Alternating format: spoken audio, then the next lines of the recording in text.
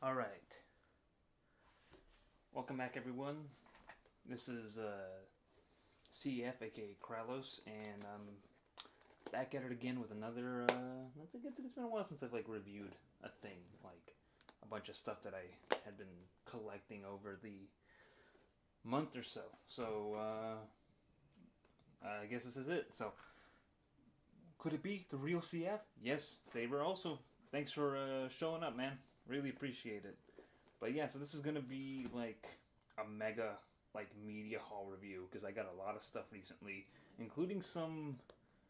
Uh, well, I'll talk about it later, but I did get a new camera, but it didn't work out. So, but speaking of new cameras, so before I jump into all of I'm gonna try to transition into the actual like tapes and discs that I've acquired over like the month or so that I haven't talked about. But I went to Goodwill today and I found some real finds. Starting with this camera here. So this is a Konica camera. I went to Goodwill today, like I said. They have like a little glass case where they put all their higher price items. And I saw this and I thought like Konica. I noticed the name. It's a camera company. I'm all like, could it be the same? Like there's something about it. I looked at like the little like crannies here in between the like this like I guess it's fake leather case. And I thought like, could it be the same kind of camera that I have? What if this? I wonder if this thing is busted. If it's busted, then I can at least harvest the lens off of it. But I like opened it up. I checked it, and it was essentially like an earlier model of like a of a camera I owned that I bought like a few years ago from an antique sale. And when I bought that camera, it was in good working condition. It was just did not have a lens. This one though does have a lens. And here, let me just take off this bottom part here. There we go.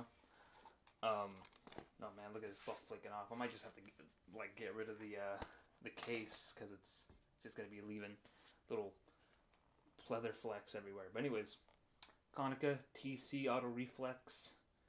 Um, it's a 35 millimeter camera. It is you can look through the lens. It's single reflex instead of twin reflex. There's a few cameras like this around, like on the market that people still use, mostly like Canons and Nikons. People love the hell out of Canon and Nikon or Pentax because they're really good cameras. But Konica is kind of like a good budget version of those. I think so. Um, the lens can come off. It's got like a little thing for your flash to rewind when you're done shooting. A little thing right here. It tells you how many shots you have left. It sets your shutter speed. You know, there's like you wind the camera by pulling this back. You fire it here. This part right here in front, this lever here, that's for a what do you call it? That's a self timer. So if you want to take like a selfie shot or something, or like take a group shot with your family. Um, what else is there? Oh yeah, like there's a little thing here to kind of measure the light. It's got like a built-in light meter in the lens, which there's like little batteries underneath that you would put here. So, um, so I was really excited to see this thing working, like find this thing in like good working condition. The only problem is, aside from the fact that the batteries don't work anymore, is so I was like fooling around with it, testing it out, and I finally decided like I'm gonna open this up. I want to see like if everything is firing inside, and I did not realize. Oh, by the way, the bottom here comes off like this. It's pretty cool. It's like that the whole little carrying case thing just happens to have like a thing you screw into. But I opened the back. So the thing is, a lot of like point and shoot cameras will have like a little window that tells you like if there's like film inside or something. More professional cameras don't. They kind of assume you know what you're doing and that you didn't forget. Also, just cosmetically, a lot of the fake leather here is kind of starting to come off and shrink. So, but I mean, it doesn't affect its like working ability. So, but I decided I'm just gonna open this bad boy up and see if there's anything inside. And boy, was there something inside. There's a whole, like, almost finished roll inside of this. I think when I checked it, it said there was like 18 shots left inside here, and I thought like, oh, maybe just because somebody had been like, you know, futzing with it before. But no, it was there was film inside of this. I ruined, I'm pretty sure, every shot that was in there, and I'm just trying to use it up so I can salvage something out of it. But after I'm done with whatever's on this roll, even though it's completely dead, like I ruined that roll.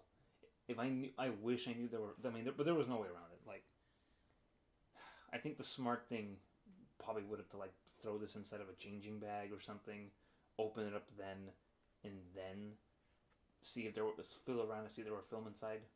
But I didn't, and now I'll never know what's on that the rest of that film except for what I'm shooting on it now just to use it up. But after I'm done, I'm gonna put some new film in it. But it's really nice and sturdy. Like I was really considering just like I said, if this thing didn't work, I was gonna just take the lens off and pop it on the camera I already have. But like man, like this thing, I like this thing a little bit more than the one I have actually. Like it's an older model. It's like simpler, but like it's cleaner, you know. So I'm just gonna have to get some uh, new batteries to pop in it so the light meter works, and just start using this bad boy for my 35 millimeter photo shooting. So, all right, that's one. The other thing that I found, and you will believe that a man can fly. $10. All the Supermans. Well, minus Man of Steel and the other ones. These are all DVDs. But Superman Ultimate Collection Edition, which is a collector's edition. So you got 1, 2, Donner cut of 2, 3, 4 returns, and then like 2 documentaries about it. So that's exciting. Like I've been stealing Tav's HBO Max in terms of like, how am I gonna show my wife these Superman's movies? But I thought like, oh wait, I can just use Tav's HBO Max, for that. But now I have the actual disc, so I don't even need to steal that. It's got some cool little booklets here, fake newspaper. I think this is from one around both the Donner cut and like the Brandon Routh movie Returns came out. So that's pretty. Oh yeah, it's from like 2006 or 7. So. Oh wow, this is from 2006. So for sure, like a year after Superman Returns came out. So that's exciting. And look, little Superman comic. That's exciting. He's fighting Mongal, I think. Yeah, that's cool. Oh look, everybody's favorite modern Superman. Saw like miniseries All Star Superman. With good reason too. Actually, funny story about this artist. So Frank Quitely, was like one of the artists I influenced my friend Dave from why do I call him David? It's David. My friend David from art school. He really likes Frank Quitely's artwork. So and he kind of like a lot of his artwork kind of takes a lot from him.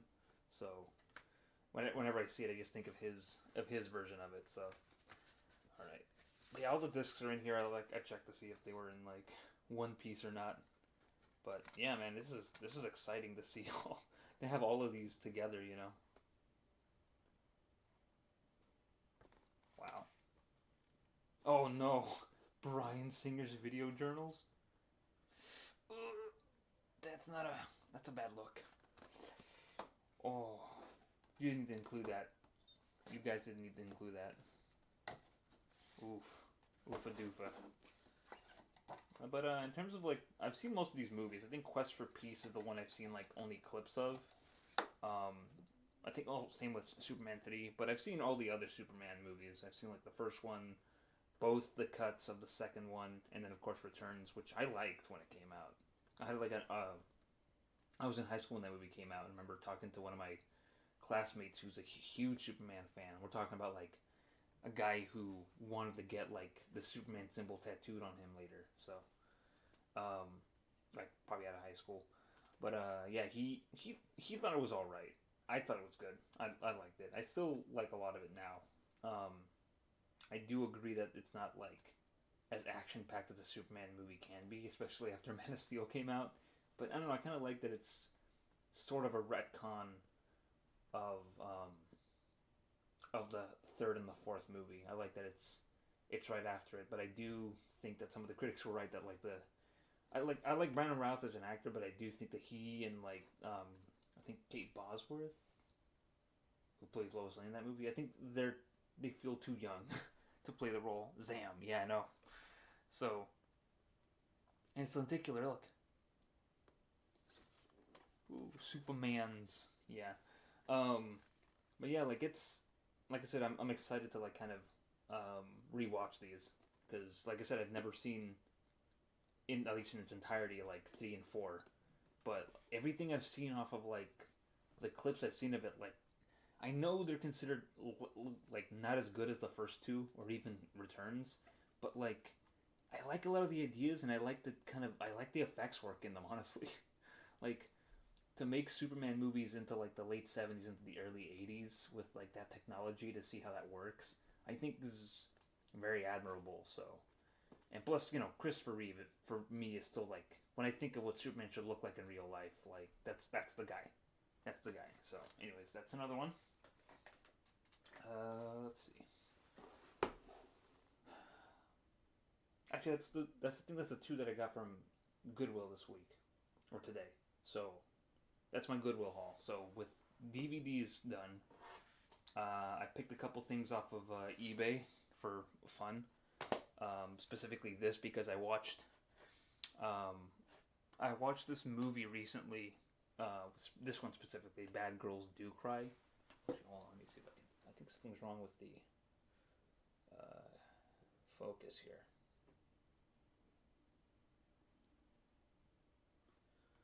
Two movies are at least better to pull off than Superman games. Oh, for sure. Like that's not even a question, Saber.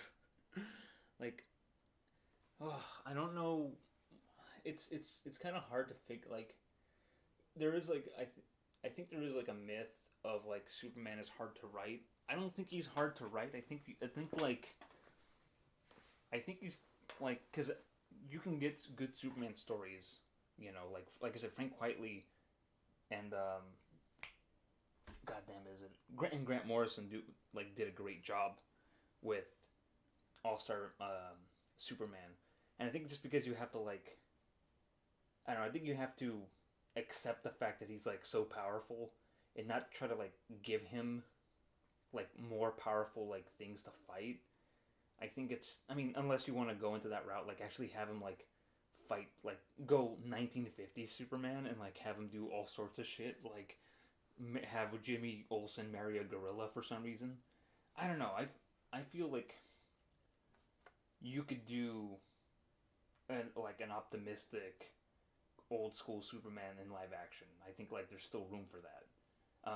I think partly because like I think the Captain America movies kind of work that way a little bit. Like so. Anyways, moving on. So I saw this movie. It is very bad. This movie is very bad. It's shot super low budget, and if you know how like shooting on a budget, especially with like cameras that like only have so long to like like a shooting time on them, like when you especially the spring one, you only have like so many like seconds or whatever, or even if you have like no audio equipment. This is a good example. Wonder Superman could shoot mini Superman out of his hands in the old comics. Yes, I do. Remember when he had that rainbow beam? That was insane. I will always get a great kick out of those like ridiculous,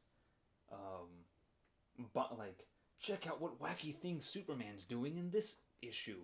Look, he's trying to kill Lois Lane in space for whatever reason. He has to eat all these hamburgers. This is shooting on low budget versus shooting on no budget. Shooting on a low budget means that you have like some money, like you could afford some equipment, you can afford to pay your actors a little better. Like shooting on no budget is like literally just like getting your friends and family. Like the only money you have is maybe for the equipment and like the film or whatever. And that's it. Everything else is just like you're shooting in your house or in your like neighbor's house, like your neighbor, like or your like friends, shed or garage or something. That's no budget. Low budget is at very least you have like a budget to spend on like permits and stuff, and or like even a craft services table. Like no budget are like the Channel Awesome movies. Low budget is the angry video game movie, game nerd movie. Um, but anyways, so I saw this movie. I thought like I wonder if this is on DVD. I wonder what if they put this out on DVD because not everything on streaming will stay on streaming. It'll eventually be lost to time and obscurity. So, lo and behold, one of my favorite like weird like home video producers, Something Weird Video, put this out on a triple feature with two other um, sexy for their time exploitation movies. I haven't seen these two yet, but I have rewatched this, and I did watch the special features. Um, and they're wild. Including there's a warning on here. Warning, this program contains nudity, sexual situations, and a tender scene of dialogue ending with the director yelling cut. Oh man. It's digitally remastered. There's a theatrical trailer for one of them. Bonus Bad Girl trailers for Bad Girls Don't Cry, Bad Girls Do Go to Hell, or Go to Hell, Diary of Knockers McCalla, and Prowl Girls.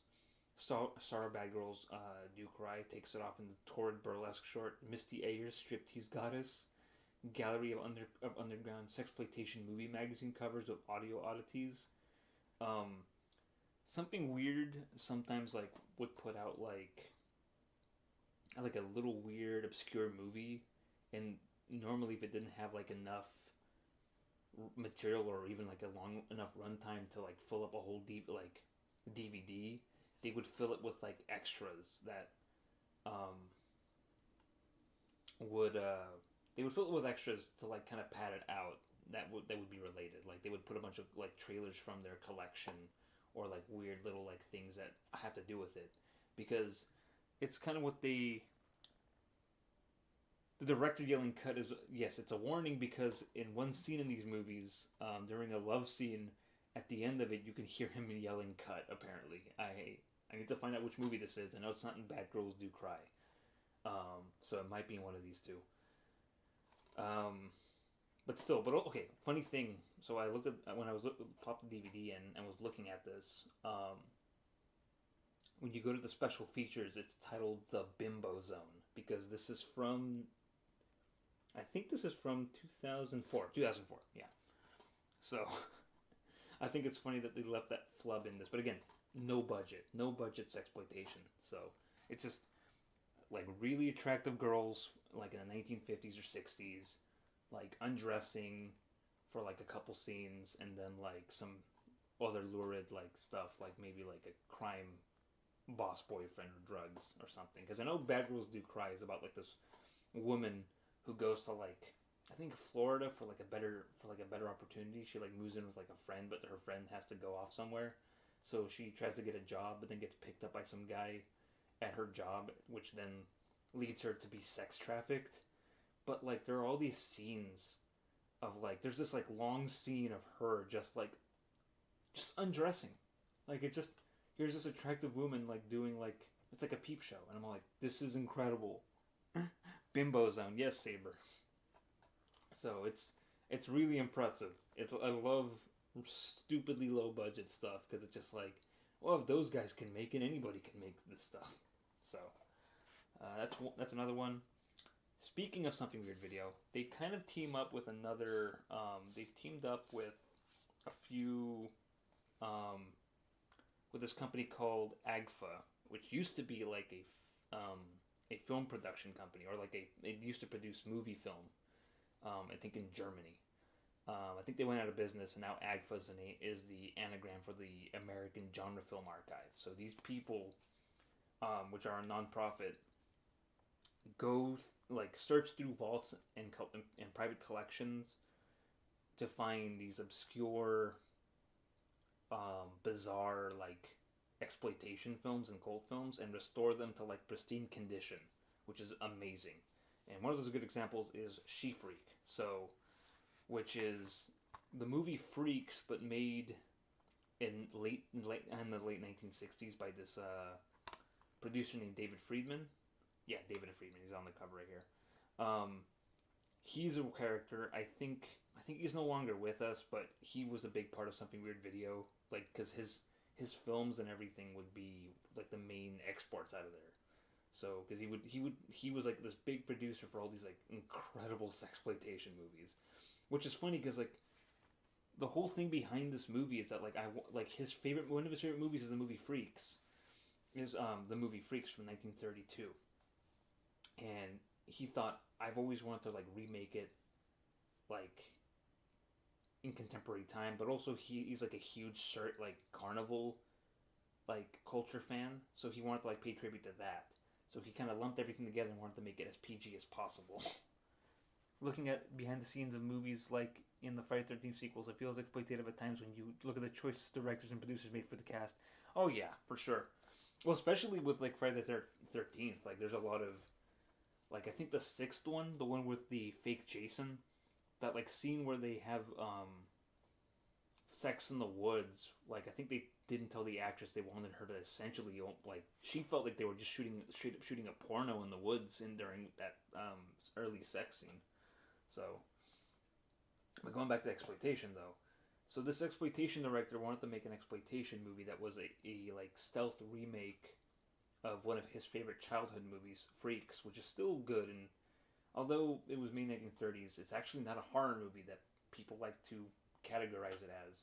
It's really a drama, like this. It's just like this drama movie about circus entertainers and sideshow entertainers. That only ends in a very kind of like horror movie type way, but She Freak is essentially the same movie. There's less freaks in it actually. Like I think there are like no like human oddities as they would be called, or sideshow entertainers outside of like some sword swallowers or a snake charmer or a burlesque dancer. There's like one little person in it, and that's the only freak that the movie could afford. But her makeup at the end, spoilers, is like the main attraction. But it's really interesting that this guy who made all these like lurid, like full of nudity, full of gore exploitation movies wanted to tone it down a little bit to make something that was like personal to him. So kudos to him. I like this movie. It's a great.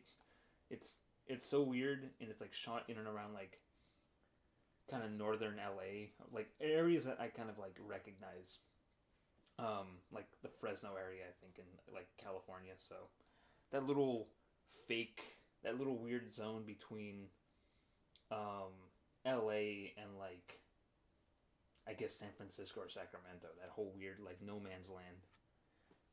Let's see. Part 5 is the fake Jason, and yeah, the director encouraged more groping and other lewd things on camera. He was pretty much coked up too, so there's that. But that let the cast do their own thing. It's actually the most tame of the movies, at least with having no nudity at all. That's interesting. I know one of the, like I said, the 5 is the one with the fake Jason, which is funny because like according to like the director and stuff, like you were never supposed to consider that the Jason in that movie was like real. It was always meant to be like, oh yeah, his hockey mask is blue. The little markings are blue. How can that be Jason? So it was always meant to be that way, which is really weird. But it makes sense. It's just like, yeah, of course. Like, why would they change the mask all of a sudden? Is 6 the one with where Jason gets into a fight with a psychic little girl? Is that the one where he fights a psychic girl? Because I think 8 is Manhattan, which I like, strangely enough.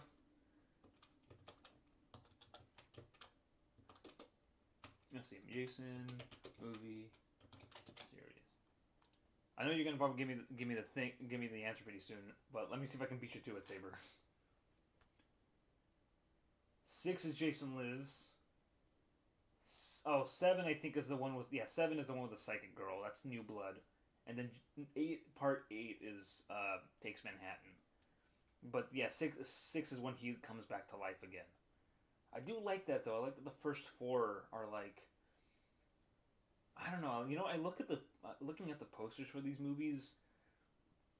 I really love how like I would love to be like live in the 1980s, go to a theater and see these like posters there, just like hell yeah, let's go inside. I know I'm in for a ghoulish after like ghoulish night here, especially final chapter with like the knife going into the hockey mask and all the blood. I just like how it's just like the Jason movies, just like their use of like just a black background, like just using like so much like negative space in them.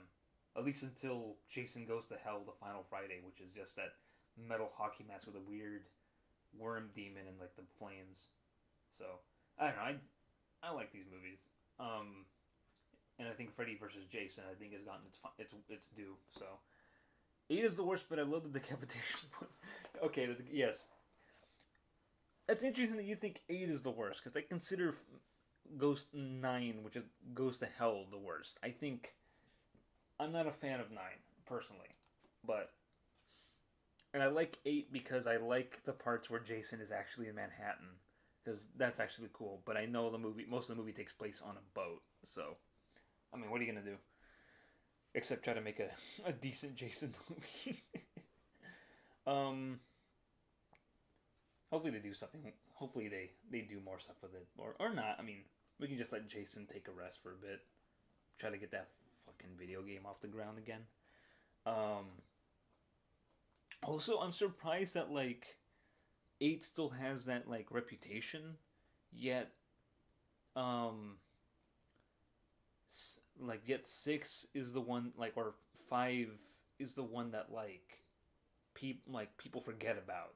Like you would think the one with the fake Jason and I think Tommy Jarvis coming back. Yeah, it's for sure. The director was young and a first timer. Yeah, I mean it happens. Like you don't know what you're doing when you're. Usually, most directors don't have like that kind of confidence when they're helming a new installment. But I'm surprised that like 5 doesn't get as big of a as much like flack as like the later entries because you know, do you think the fake Jason and like having it be like this weird psych drama with like Tommy Jarvis maybe being the killer, maybe not kind of dealy. You would think that would be more pop. You would think the fake Jason one would be more offensive to the fan base than the one where he goes to Manhattan for like 5 minutes and then the movie's over. So, all right, moving on. I got some Criterions that I picked up recently from sales. There's a lot to go through here, including this the original Nightmare Alley, a couple of box sets. I think I'll go by just acquisition date and work my way backwards. Boy, oh boy, there's a lot here. So, okay, so recently there was like a sale. Okay, that's how it's gonna go.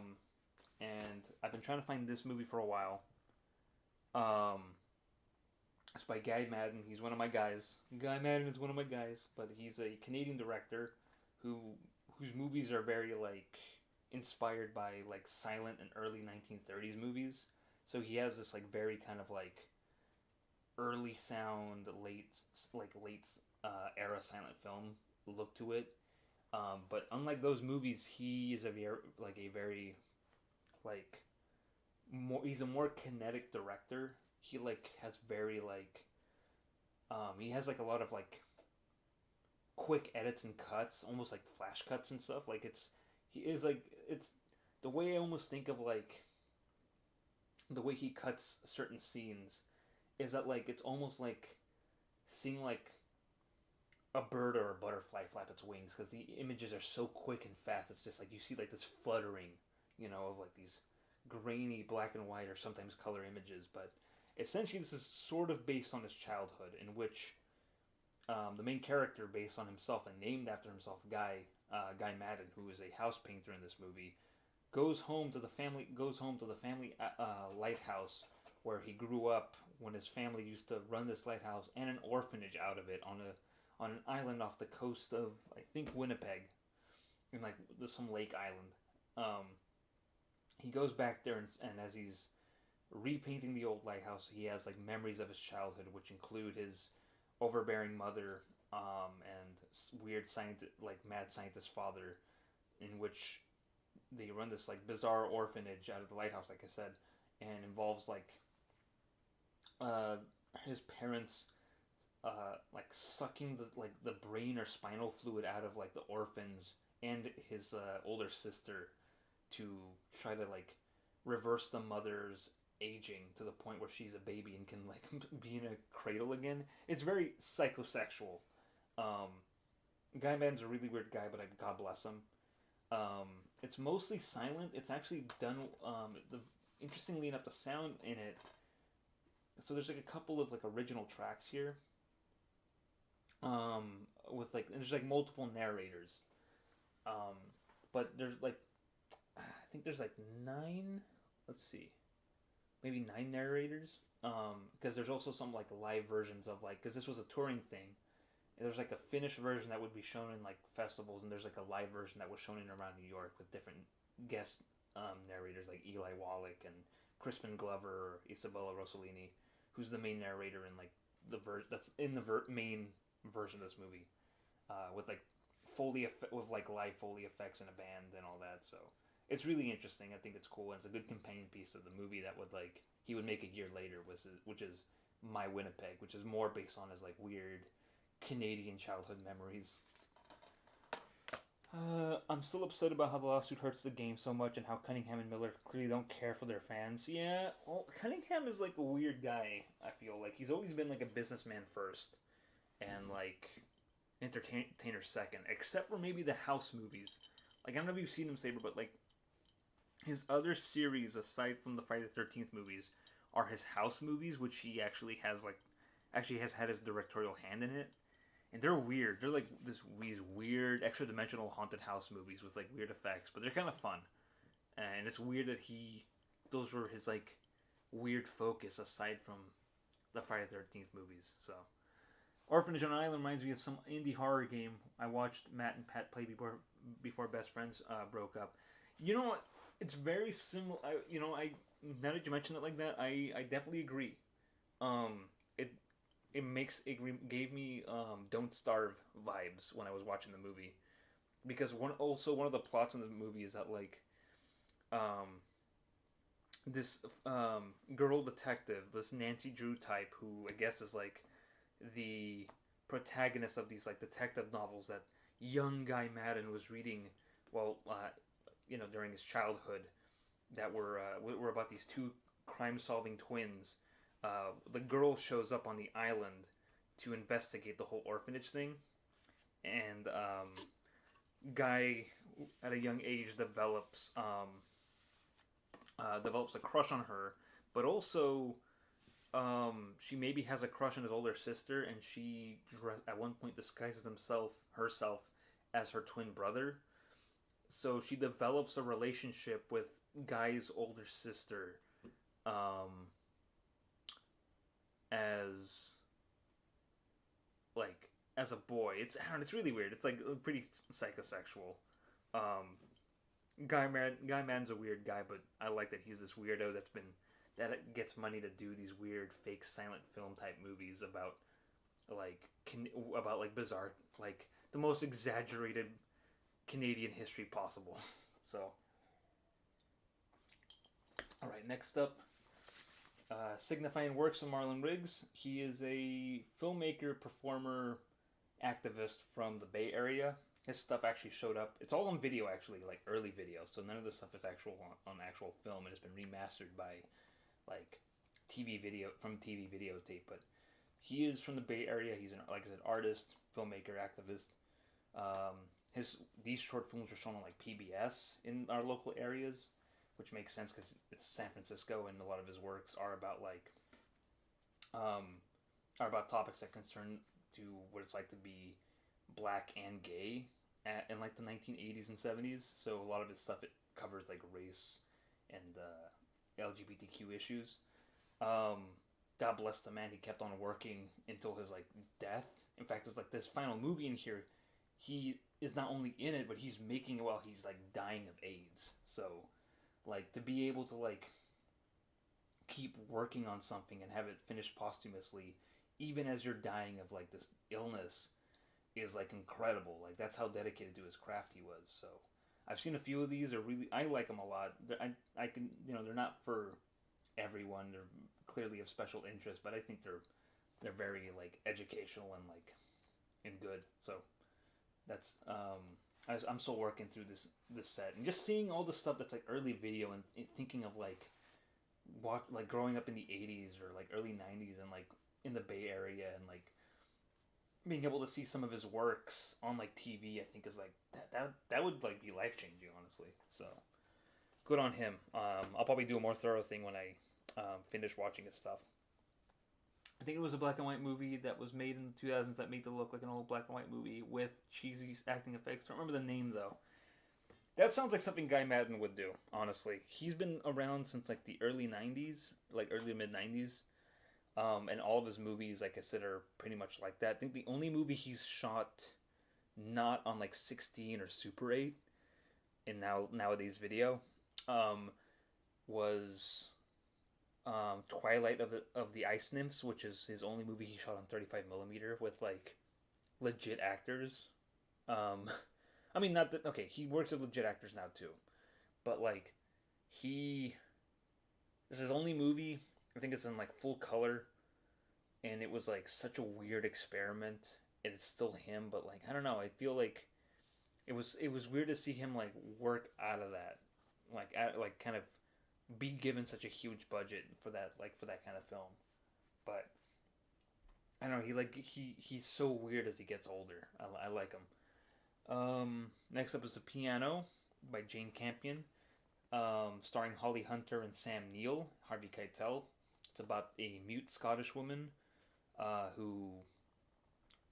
whose like main form of expression is through her piano, hence the name or the title, and it's about her being sold off into marriage with her daughter to this frontiersman in like New Zealand. So it's like it's like the late 1800s.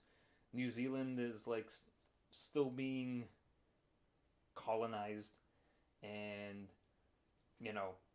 she's a single mother who, like, it's the 1800s, just like, what are you gonna do, like, we can't keep you around here. So they essentially marry her off to Sam Neill, and the whole conflict of like her trying to like get her piano back from Harvey Keitel, because like Sam Neill, who plays her husband,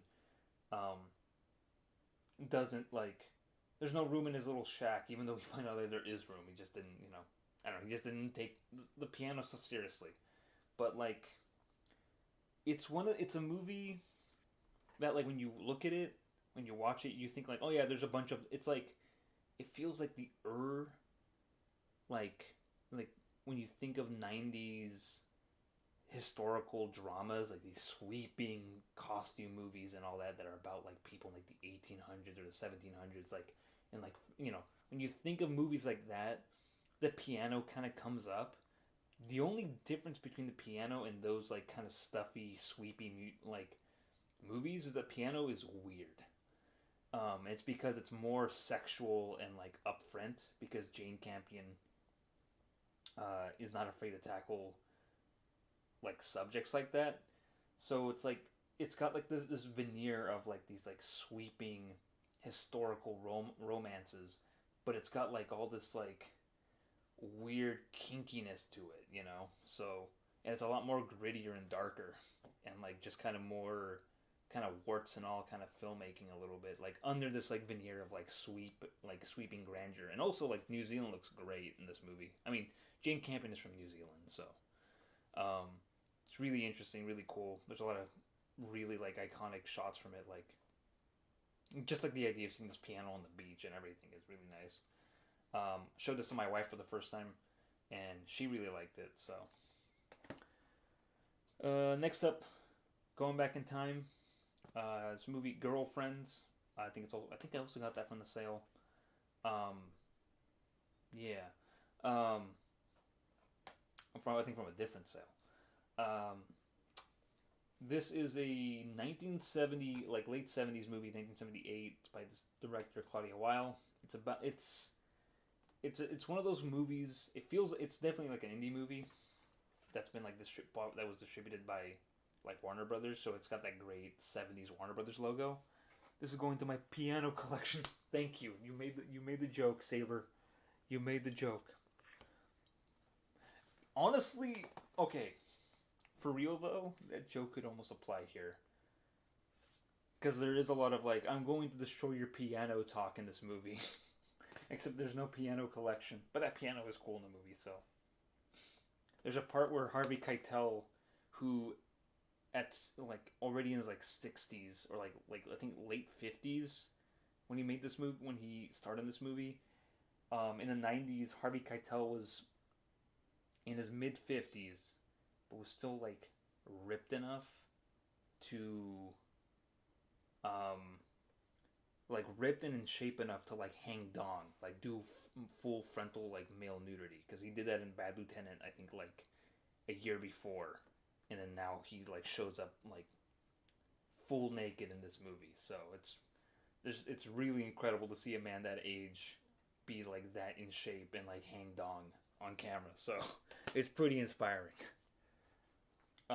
Anyways, Girlfriends. It's a movie about female friendship. I like how gritty and like street level it is. It's shot in New York, small crew, low budget. You want to talk about low budget? This is low budget. It's about this young photographer. Her main day job is to like shoot bar mitzvahs and like do more kind of like event photography. She wants to be treated more as like a like artistic photographer, so she's trying to like kind of break out of like her day job photography and kind of get like a gallery showing. Her roommate is a writer.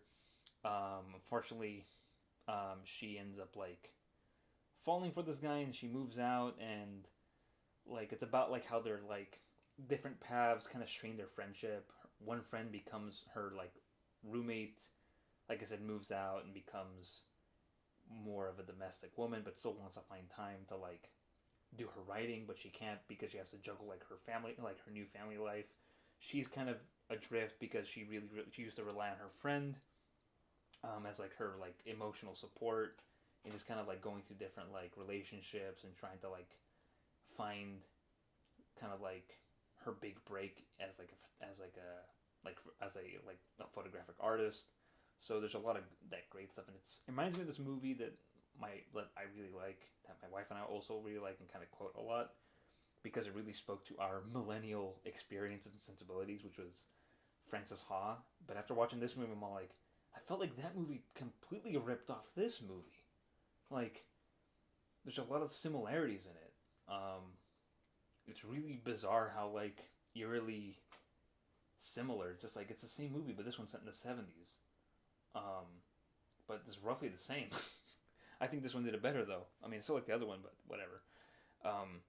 Funny thing about this, when this movie came out, this was actually on like Stanley Kubrick's like list of his favorite movies that came out this year. So, you know, Kubrick thought this ruled. So you should probably check it out too if you're into that stuff. You know, there's just a couple short films on here, a couple of interviews. Of course, it's released during COVID times, so a lot of the kind of interviews and behind the scenes conversations and stuff are done like through recorded Zoom meetings and all that. So it's interesting to see this kind of like phase of like doing behind the scenes featurettes where like some of the videos are just like people talking on like a Zoom meeting or whatever. It's really interesting, but you know, it's cool. Also, right there, Warner Brothers. If Kubrick says so, why not? Yeah, which is really interesting because you wouldn't expect Kubrick to like a movie about female relationships and friendships. So you wouldn't expect him to have like a soft spot for that. But I don't know. He, like I said, despite how kind of cold and severe his movies often are, he's got a warm side. Like I said, if he hadn't died making Eyes Wide Shut, he probably would have made AI the way he wanted to, which, despite people blaming Steven Spielberg for that uplifting ending, that was the ending Kubrick wanted. So he wanted to make that uplifting fairy tale ending for that movie. So, which would have been like a even stranger ending to his career, to like end on this more uplifting movie. So, anyways, moving on. There's been in the talk a lot because the remake was up for the Oscars and stuff. I've seen I saw this movie before I saw Del Toro's remake, and I like Guillermo del Toro a lot. But I felt that this movie did a better job than his adaptation. Even though his adaptation is an adaptation of the book this is based off of, which means that he wants to go full like, I want to capture the darkness of of the book. In the book he's much darker, and I took Ron Perlman, he gave me the book before I watched the movie back in the early '90s. Kubrick was built different. He truly was. I respect him a lot, but I actually don't like a lot of his movies. I like a lot of his movies, but they're not like my favorites of all time. I actually have a favorite period of Kubrick, which, for me, everything before 2001: A Space Odyssey I think is pretty good. I like his early black and white films in the '60s and '50s. I think that's my favorite period of Stanley Kubrick. And it's not that I don't like his later work. Like, I do like The Shining. I respect it. I think it's good. I do like 2001, obviously. I do like Barry Lyndon, Full Metal Jacket. Eyes Wide Shut is a little too long.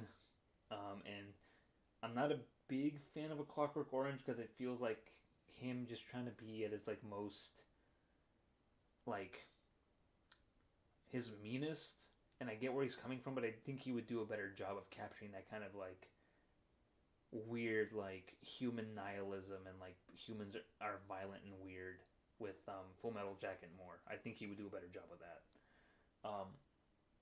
But anyways, so this version of Nightmare Alley, 1947, starring Tyrone Power right here. Totoro and his brother Ballistic Shell Torso. Oh my god! I don't know if you've seen this channel, Saber, but I watched this. I came across this one channel. I forget the guy's name, but for some reason I was recommended his video of like what would happen if you were to shoot a Ballistic Shell Torso with an elephant gun. I'm all like, I'm sickened but curious. So I think it. There you go, Full Metal Jacket. There you go. I like that movie too, and I think it's a shame that people forget about the actual Vietnam part of that movie. So, because people only remember the training stuff at the beginning, like like everything with R. Lee Ermey, which is considered the most memorable part. But like I think the actual portrayal of the Vietnam War is really interesting and like just dark and like so distant. I don't know. I like it a lot. I think people often like only care about the first part, which is fair because it is very memorable. Like R. Lee Ermey is like super memorable in that. But I don't know. I think people need to start like thinking about the other half of it. So, anyways, Nightmare Alley. This is a film noir or a movie. It's a drama from the late 40s during the film noir cycle that the French named. It's about this guy who joins this traveling circus. He's kind of a hustler, kind of overly ambitious, and he eventually climbs his way up to becoming this like ballroom psychic. Like he's like this high society like mentalist, and he eventually gets too big for his britches and starts scamming the wrong people, teaming up with the wrong people, and eventually driving him to his like doom. The same story happens in the Del Toro one. It's just more violent because Del Toro likes his weird violence that really hurts you when you watch it. This version, obviously, because in the 1940s they couldn't do that. There's a lot of stuff they couldn't do, but I feel like this one is a bit more subversive because they can't show you everything. Somehow, because like they kind of had to condense the novel even more, they had to like clean it up a little bit more. I feel like there's a darker element to it, and also because it like stars one of the biggest like swashbuckling like actors of his time in this role. Like he really fought for to get like made, because just like he read the book, he thought like this is a great role for me. I want to play this like this unlikable hero, this unlikable character here. And he does a good job with it. Like I think he's great. and I think this movie, from what I understand, kind of killed his career because no one wanted to see him in movies that weren't him like fighting pirates or like swashbuckling with bandits or whatever. He was one of those kind of like historical like, haha, like I'm fencing against like privateers, or I'm like bullfighting or whatever. He was one of those kind of actors, and he wanted to like do something different and weird, and this is it. There's a lot of cool little things in here, like for example this. It's got tarot cards in it that are related to the movie. So for you JoJo fans out there, here's some JoJo references. The Hanged Man, Magician's Red is here. The Emperor, Death 13, Star Platinum, Wheel of Fortune. All your favorite friends are here. So, and I like the design of it. And one thing Criterion does really well is like, really incorporate like design. Like everything looks so like, looks like it's part of it. It's really neat. That's what I've always liked about Criterion, is how like everything is so cohesive, with the theme. Actually, let me see what the Girlfriends looks like. Yeah, see, it's like they're like really focused on like photography things, So, last but not least, Vampire. It's a Danish movie from like the early 30s, 1932. It's a really weird, dark vampire movie from that, like I said, that time period. It's got a lot of weird dreamlike. It's a very dreamlike movie, with like for me one of the most like horrific death scenes at the end. Because I don't know about you, but one thing that I think is like horrifying to think about or watch is a man getting like buried alive in like in a mill. There's a scene, towards, again, spoilers, where one of the villains gets trapped goes inside of a windmill, gets trapped inside, I guess, the area where all the flour gets collected, and this man, you see this man like get buried alive in flour as he's like trapped inside, and just like, oh, as someone who's worked in food production and stuff, like, you hear horror stories about that when you watch it on screen, especially for 1932. It's kind of horrifying to watch. There's also a really great sequence in this movie where the hero gets put inside of a coffin with like a window up top, and he's like paralyzed. So essentially, we see this whole like sequence from his point of view, from inside the coffin, looking out through this window as he's like being taken to get buried alive. So, and it's from 1930, so there's a lot of like pacing is kind of a thing you have to get used to. Vampire movies say, "You have my attention." There you go. Like I said, there's a lot of like weird nightmare imagery in here. Like, you could take screenshots from this movie and like put it over like like put it in the background of a creepypasta reading.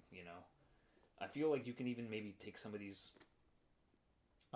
screen caps from like this movie and maybe even like make up whole SCPs or creepypastas out of it. I think it's very influential, and unlike other vampire movies that would follow it, this one actually is an adaptation, but it's not an adaptation of like Dracula or even well, I don't think there's even one for Varney the Vampire, but it's an adaptation of another early vampire novel, which it comes with actually. It comes with both the screenplay and the short story it's based off of by Sheridan Le Fanu, which is Carmilla, which is a very, very homoerotic vampire movie about a female vampire named, who is the title character, Carmilla, who preys on these like young women. There's a whole there's Hammer Studios made a whole bunch of movies based off of the Carmilla character with Ingrid Pitt. Let me see. Ah, yes, my greatest fear is an asthmatic. Anything involving suffocation. Oh yes, like I said, that whole smothering scene is terrifying to watch. Like, it looks, you would think it's tame, but again, when you think about it, you watch it, just like, oh my god, the whole cross-cutting between him getting buried alive and the heroic couple escaping from like the clutches of the vampire, is very intense. I don't know what it is. It's just like when I watch it, just like,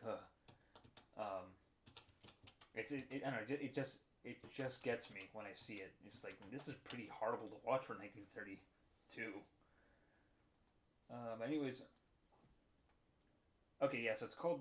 So it starts off with like there's a bunch of movies, like I said, by Hammer Studios, called the Karnstein Series, which, like I said, involves um, actress Ingrid Pitt. It's mostly like these kind of sexy lesbian vampire movies. Um, I think it starts with the Vampire Lovers. Um, yeah, it's the Karnstein Trilogy. I thought there was a whole series, but it's only three of them. But they're pretty good. I think they're fun. If you like, if you like lesbian vampire women, so there's a lot of boobies in it.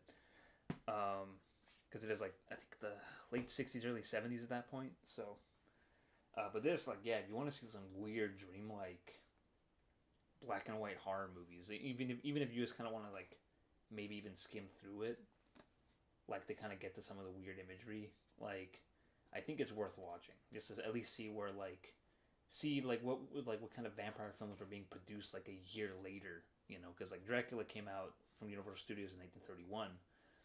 Over in Denmark, Carl Theodor Dreyer put this out, so which is really weird because he becomes a more austere kind of like film like spiritual filmmaker later on.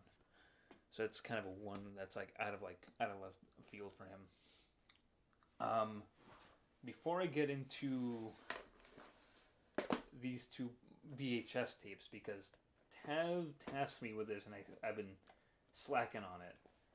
But I'm finally going to do it. I want to get to a nice little acquisition I got recently in the mail, which is this huge. It's not a graphic. I mean, I guess it's a graphic novel, but it's. I mean, it's a huge like hardcover comic. It's like one of those kind of like French album comic things, but it's by Bill Pressing. He's an artist and storyboard. He's an artist. He's done storyboards for stuff like Turning Red and other like Pixar movies. His own Instagram and art pages. He's like got these great pinups. In fact, his whole like comic is pretty much like an excuse for like pinup stuff. I mean, just from the cover alone. So, it's great. But essentially, it's about it takes place like 1,000 years in the future. There's been a great disaster, and these are like the last survivors of the human race, as far as they know. And it's these women who have somehow survived the disaster and are trying to like do research as to what happened and see if there are any men left. So, and there are because there's this older guy who's kind of essentially a Master Roshi type who wants to take advantage of the fact that he's the last man on Earth. It's a cheesecake fan service comic, so it's all in like goofy fan servicey fun. So he's trying to perv on them. They're trying to get their work done, and then lo and behold, they get a hold of this like young kind of wild boy who washes up, who they save from like this mutated fish monster, and they realize like, no, this guy, this boy, he's the last man. So the rest of the comic is about like this old fella trying to get rid of this young fella to take his place as last man on Earth, while they try to like protect him and save him, even though he doesn't really need a lot of saving himself. He's very caveman. But it's signed by the artist. I got it directly from his like Etsy shop, and he threw in like a doodle in the cover, so that's really cool. But yeah, this is what we're working with here. Go ahead, YouTube, try me.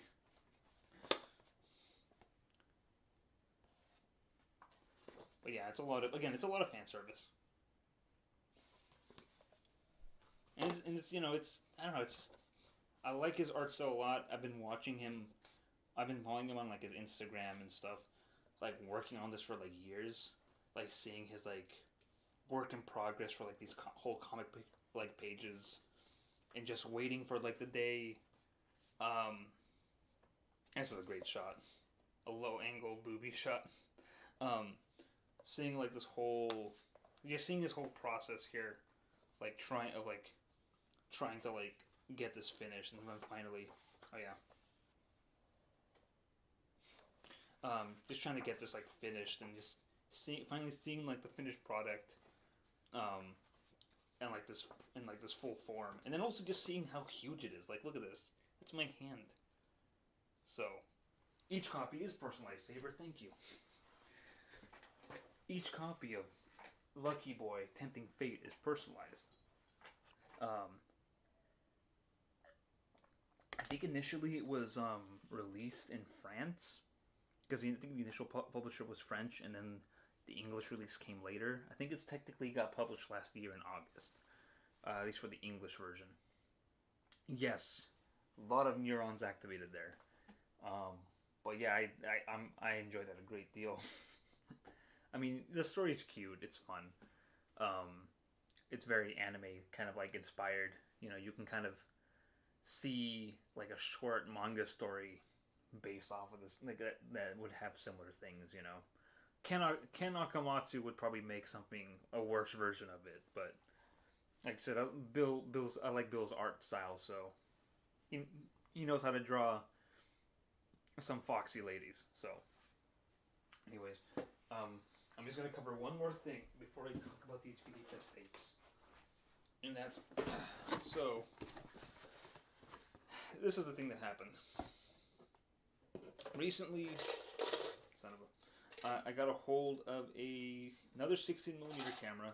I know I've got a fever for too many of these goddamn cameras, and I took a gamble on this because I thought, and like it's not the seller's fault. It's my fault for, like I said, taking a gamble. He said he didn't know if it worked or not. It was a hand-me-down, but it looked really clean and nice. Came with its own lens you could take off here. And I thought, like, well, these are simple cameras, so I'll just, maybe take it apart, see if I can make it work again if it doesn't work. So I get it, I try it out, and yeah, it doesn't work, but, like, yeah, this is what I got. Like, there's no tension in like the motor, so something's wrong with it. I tried to take it apart and put it back together, and I got too excited and took it apart to the point where I have no idea where certain parts belong to anymore. So now I just have like a box of junk. So my plan is to get another similar camera, use that as a guide to put this one back together, and also figure out like what if something was missing from this. And if all else fails, at least I'll have like a camera box full of camera parts that I can use for its like twin down the line. So if all goes well, I'll have like another version of this at home that I could use this version to part out. So all is not lost. I took a gamble on this, and it didn't cost me a lot of money. So. All right. Just hearing it rattle makes me nervous. All right. For real though. Tav, you're probably hopefully you'll watch this, the VOD of this later, but this is for you, man. Tav, for Christmas, gifted me two things. These two tapes. He got me Hercules, the version starring Steve Reeves in the late 50s, and The Incredible Hulk, or Hulk from 2003, starring Eric Bana and directed by Ang Lee. So this movie came out, obviously, right at the height of Spider-Mania, 2002. Obviously, like, we have just gotten the first Spider-Man movie out of the way. I think, yeah. I think Spider-Man 2 was 2004, right? Well, regardless, this came out in 2003. I liked it a lot when it came out. In fact, this movie turned me into a Hulk fan. Right after it came out, I liked it so much. I was in high school when it came out. I thought it ruled, and even though some of my like friends were just like, "There's not enough smashing. I wanted Hulk to smash more." Just like, I know Hulk has to smash more, but there's more to Hulk. He's just. I don't know what to say, man. It's just this movie, I got it, you know. Um, Also, there was a really good like PS4, I think Xbox game that was tied to it that I definitely think is better than the movie. Like the video game that came out as like a tie-in is was better than it needed to be. Um, Kind of like how X2 Wolverine's Revenge, the video game that came out after X-Men 2 came out, was also really good. And I need to find a copy of that. So I need to find a copy of both those games so I can play them on the stream or something. But before I get to Hercules or Heracles, Resident Evil Hulk, man. I lost the main DVD for that and only had the other two special feature stuff, so I constantly watch all the behind the scenes stuff over and over. That's incredible, Saber. I can't imagine being a young person and watching only the special features for a movie that you lost by accident. Actually, maybe I've done that. I feel like I have done that actually. Never mind. I take that back. But I definitely watched the hell out of that tape. This is not the original tape. Tab found this for me, but I do remember watching that movie in theaters and feeling like very like, whoa, this is like a superhero movie for adults. There's like child abuse in like parental issues in this thing. Like the Hulk is a metaphor for his like internal anger. You know, it's like I felt like that when I watched it. I wasn't even mad that when I did. Looking back, I think it's actually what you got me into movie making. There you go. When I found out years later who Ang Lee was, and I saw his like previous work, I'm like, what, really? Like, because Ang Lee was this, he's this Taiwanese American director. He went to New York to the New York State film school program. I think same as Spike Lee. They both came out at the same time with their debut features, but whereas Ang Lee was more about like the Taiwanese American experience before eventually kind of making his way more towards like prestigious Hollywood movies. He did all these kind of like more indie movies about that, and then eventually he just fucking makes the Hulk. He makes Hulk in 2003, and it's really weird. It's like he goes from like this personal like Asian American experience movies to these kind of bigger Hollywood movies, like historical dramas, to fucking Hulk in 2003, man. And now in the last movie he made, Gemini Man. He's really a guy. I think he's kind of shown himself to be more of a guy who's like interested in technology more than I think he is in some stories. Like the story element is there because he did the Reg Life of Pi, which I liked. But he's someone who really is for that like kind of high frame rate movie stuff that was in Gemini Man and Billy whatever's Long Walk, or Billy Lynn's Long Walk, or whatever that movie's called. But anyways, there's a lot of stuff about this movie that's still kind of, I don't know, like, look, I like what this movie attempts. I like all the weird comic book transitions. I like that last fight where Nick Nolte essentially becomes the Absorbing Man and fights Bruce Banner in like that in that lab that like, I think they fight in a lab. I can't remember. It's like I said. I like all that stuff. I like that literally the movie ends with like a "You never loved me, Dad." Like, I'm gonna fight. Like, you used to hit me, Dad. Now it's my turn to hit you, kind of stuff. Like, I like that it's like the movie ends with like this therapeutic fight. I like the whole, obviously the scenes where he fights the army in like the desert and like and all that are pretty cool. The Hulk dog fight, I think, is kind of weird because there's like a weird Hulk poodle, I think, if I remember correctly. But yeah, I don't know. It's a hard movie to talk about because I think like the effects are still pretty good looking, and I like a lot of like the psychodrama stuff. But I can see where a lot of people would watch this and think like it's one of those like weird. It's one of those movies from that period in the 2000s where we're still trying to figure out how seriously we want to take superhero movies. So I love the comic style traditions. It makes so much more sense, and I wish more movies would do that. That's a really interesting opinion, Saber. I like that, actually. one movie that does it that I think some people have liked. Maybe you should watch it. Maybe even see both versions.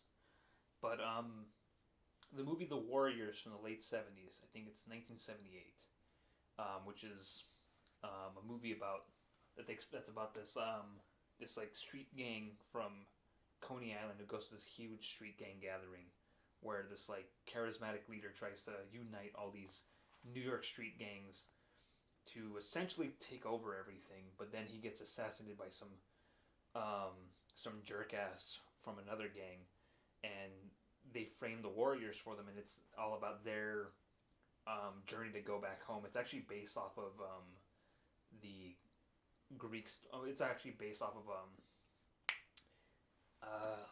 it's based off of it's actually like a more modern adaptation of this like this ancient Greek story. Hold on.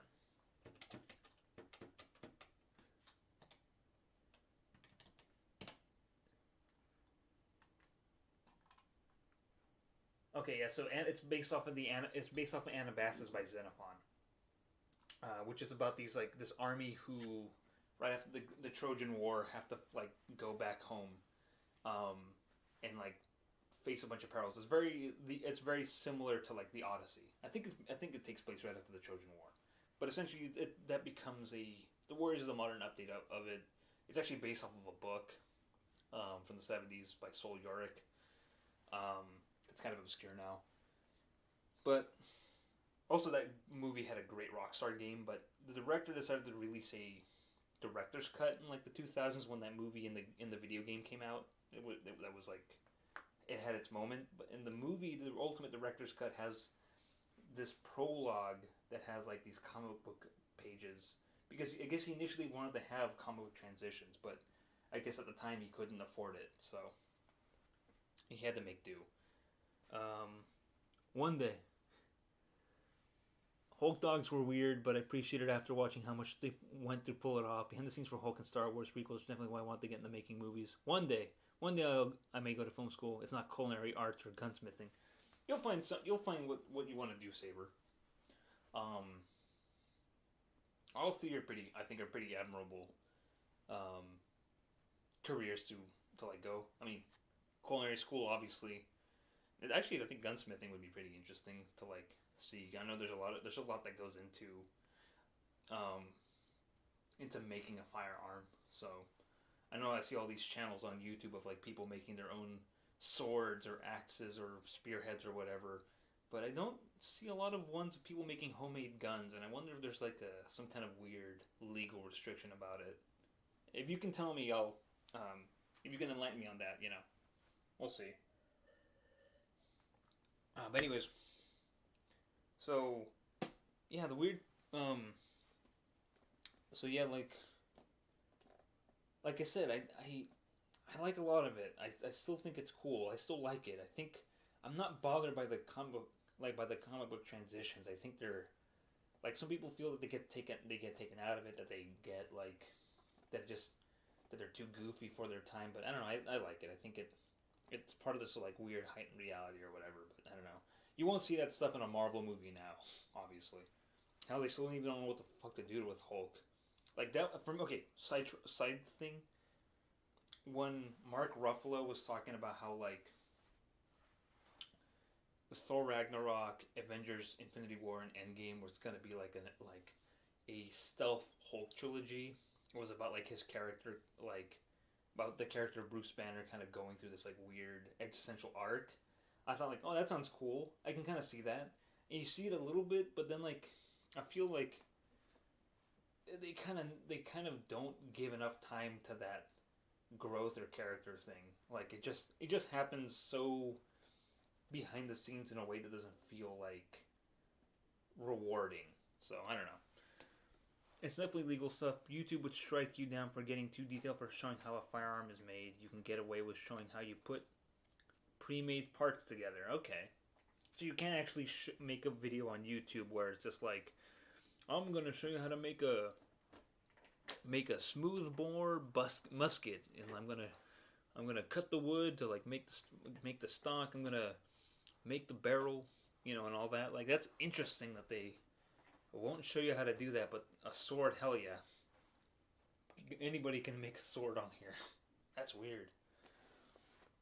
I guess people still think swords are less dangerous than guns, so, I mean, I don't know. You could still fit an entire, like, a room with a sword. But I don't know. I guess, like, I don't know. I don't want. It's a dark thing to get into. I better not go into like how dangerous, like, you know, like how much damage one person swinging a sword or a spear in like a public space would be. So MCU definitely holds back on Bruce so much. Headcanon that 2003 is technically part of the whole thing, just so Bruce has more of his character. You know what? I would have liked to see that. Actually, when I first saw the Incredible Hulk, the one with Edward Norton, it felt so much like a sequel to this movie, because this movie ends with like Eric Bana's Bruce Banner, like hiding out in like this South American jungle, like helping like these poor villagers, and then about to Hulk out on some bad dudes, and then that movie starts off in kind of the same area. Like, it's really weird that it kind of starts off almost where this movie leaves off, and then so you could almost Susan is one. Nice. Susan is watching. You can almost say, like, I think you got something there, Saber. I think you could definitely make an argument that this Hulk and the Edward Norton Hulk are all the same Hulk from the MCU. You could almost make, I think you could make that argument. I think nobody wants to admit it. So, oh well. Anyways, on to the part that I know Tav for sure wants me to talk about. But I'm just gonna address the problem first. Tav, you gave me a broken tape. Look at this. This is hard to watch. You son of a bitch. I'll get you. Now, yeah, this tape ended up breaking. So when Tav gave me this tape, he had no idea that part of it was, like, snapped off. Like, part of the part that covers up the actual tape here, right? So I had popped into my TV VHS combo, right? And I'm like watching it, and then when I tried to eject to watch something else, it ended up getting like ripped off. So I couldn't finish the movie on tape proper, so I had to watch it for free on on a streaming service. So way to go, Tab. Next time check what kind of tapes you're giving me before you give them to me. Anyways, onto the movie. This is the OG Hercules movie that started all the whole 50s and 60s Hercules craze.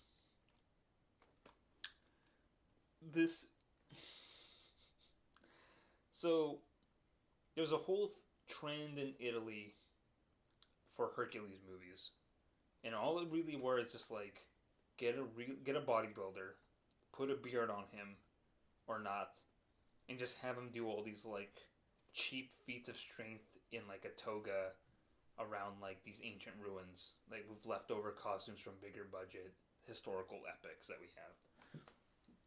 Yes, Hercules, aka Heracles, if you want to be accurate to the Greeks. Well, this is made from Italy. These are Italian movies, so Hercules, they are descended from Romans, so I think it's still accurate. But yeah, they definitely stole that from the Greeks. But anyways, I'd seen all the weird, cheap sequels and like fake sequels that this movie spawned. Hercules makes more sense to the Italians since that's what the Romans renamed them. Yeah, exactly. The thing about this movie is I had no idea that what exactly was going to adapt, and it at the beginning of the movie, Hercules already established as like this local legend. He's already like famous. So part of the plot of this movie is about like getting the Golden Fleece. So it's like also a Jason and the Argonauts adaptation.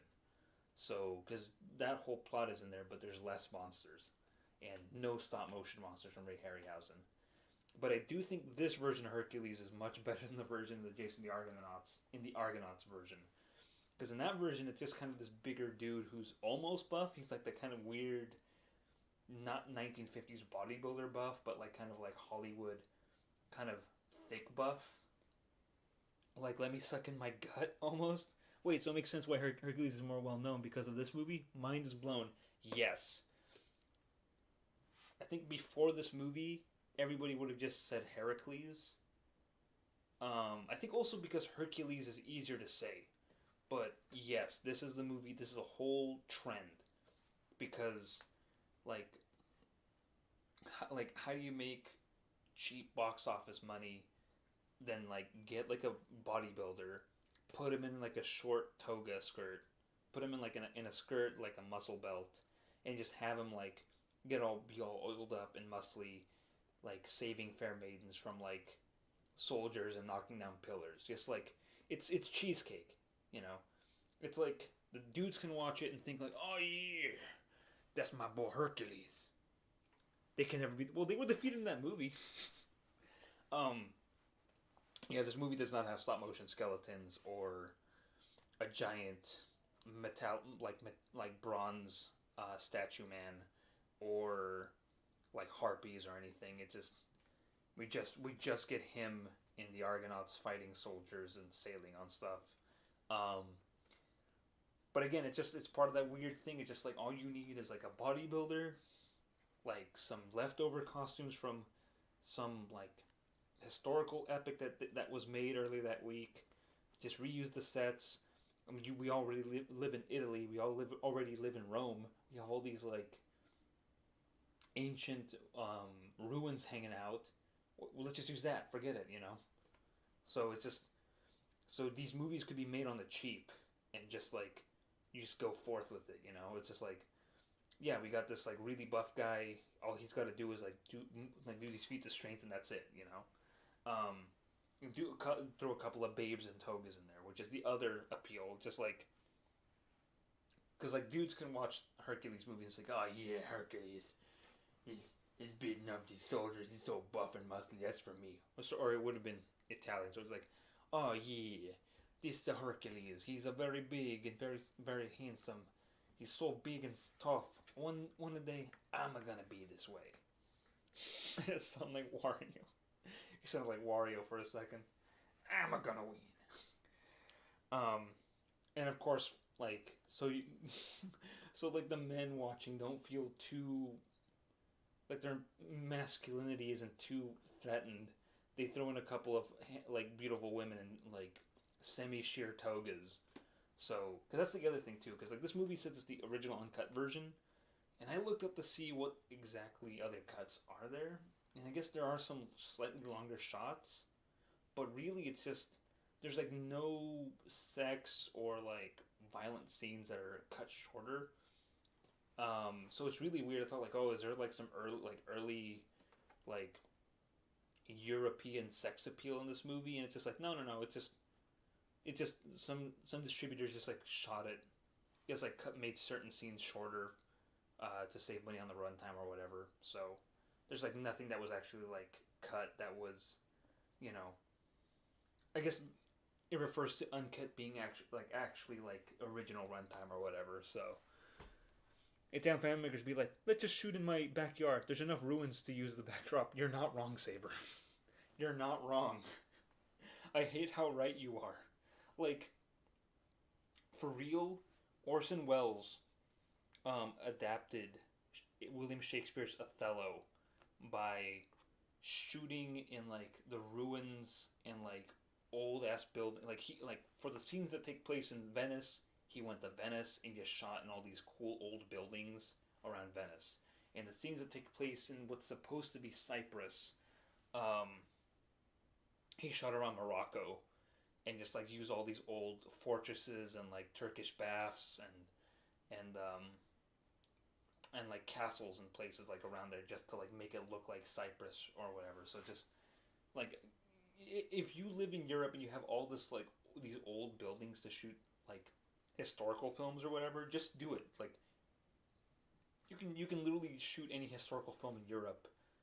In fact, that's what they would do. Like, you could shoot historical movies on the cheap for exploitation reasons, just by because like the old buildings exist. Like, they shot Nosferatu in like an actual old ass castle in like Germany, in 1922, and they didn't need to gussy it up or anything. It's just like, yeah, this building's pretty creepy and old, huh? Let's just shoot in here.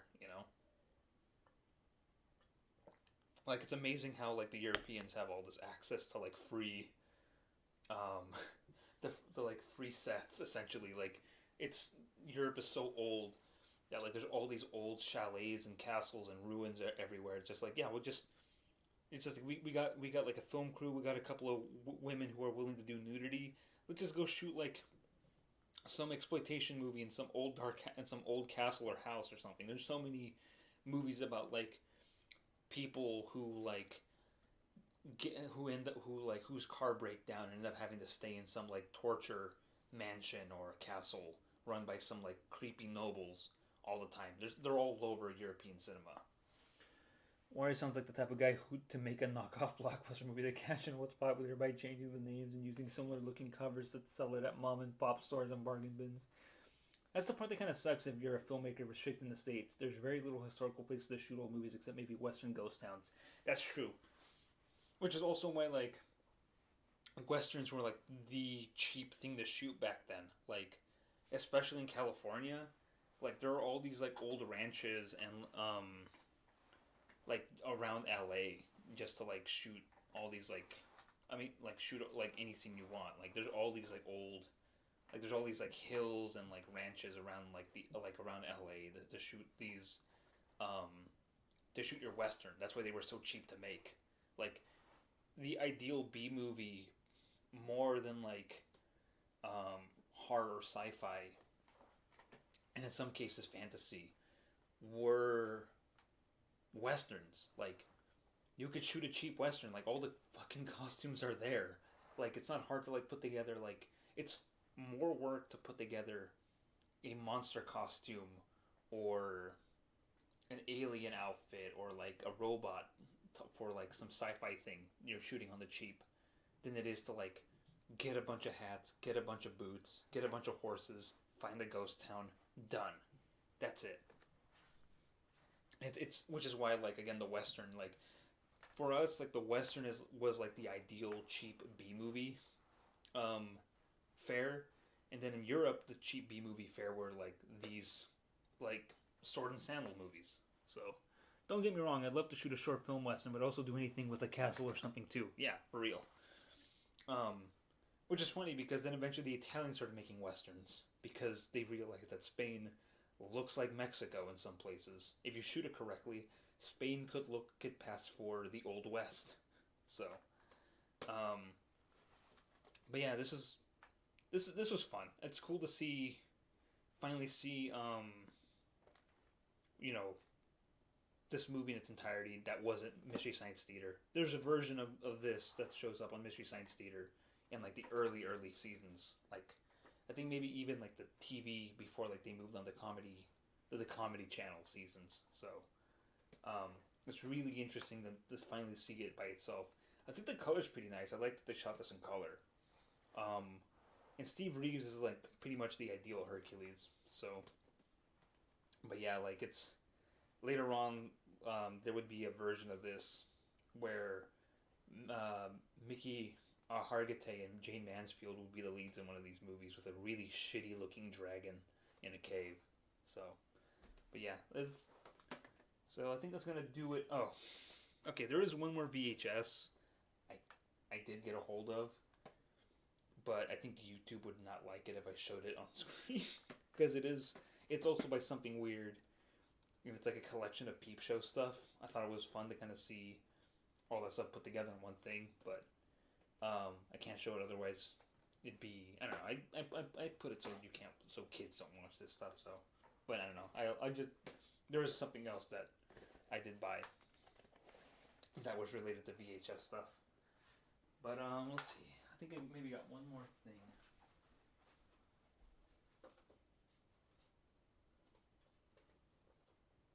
No, I think that's it.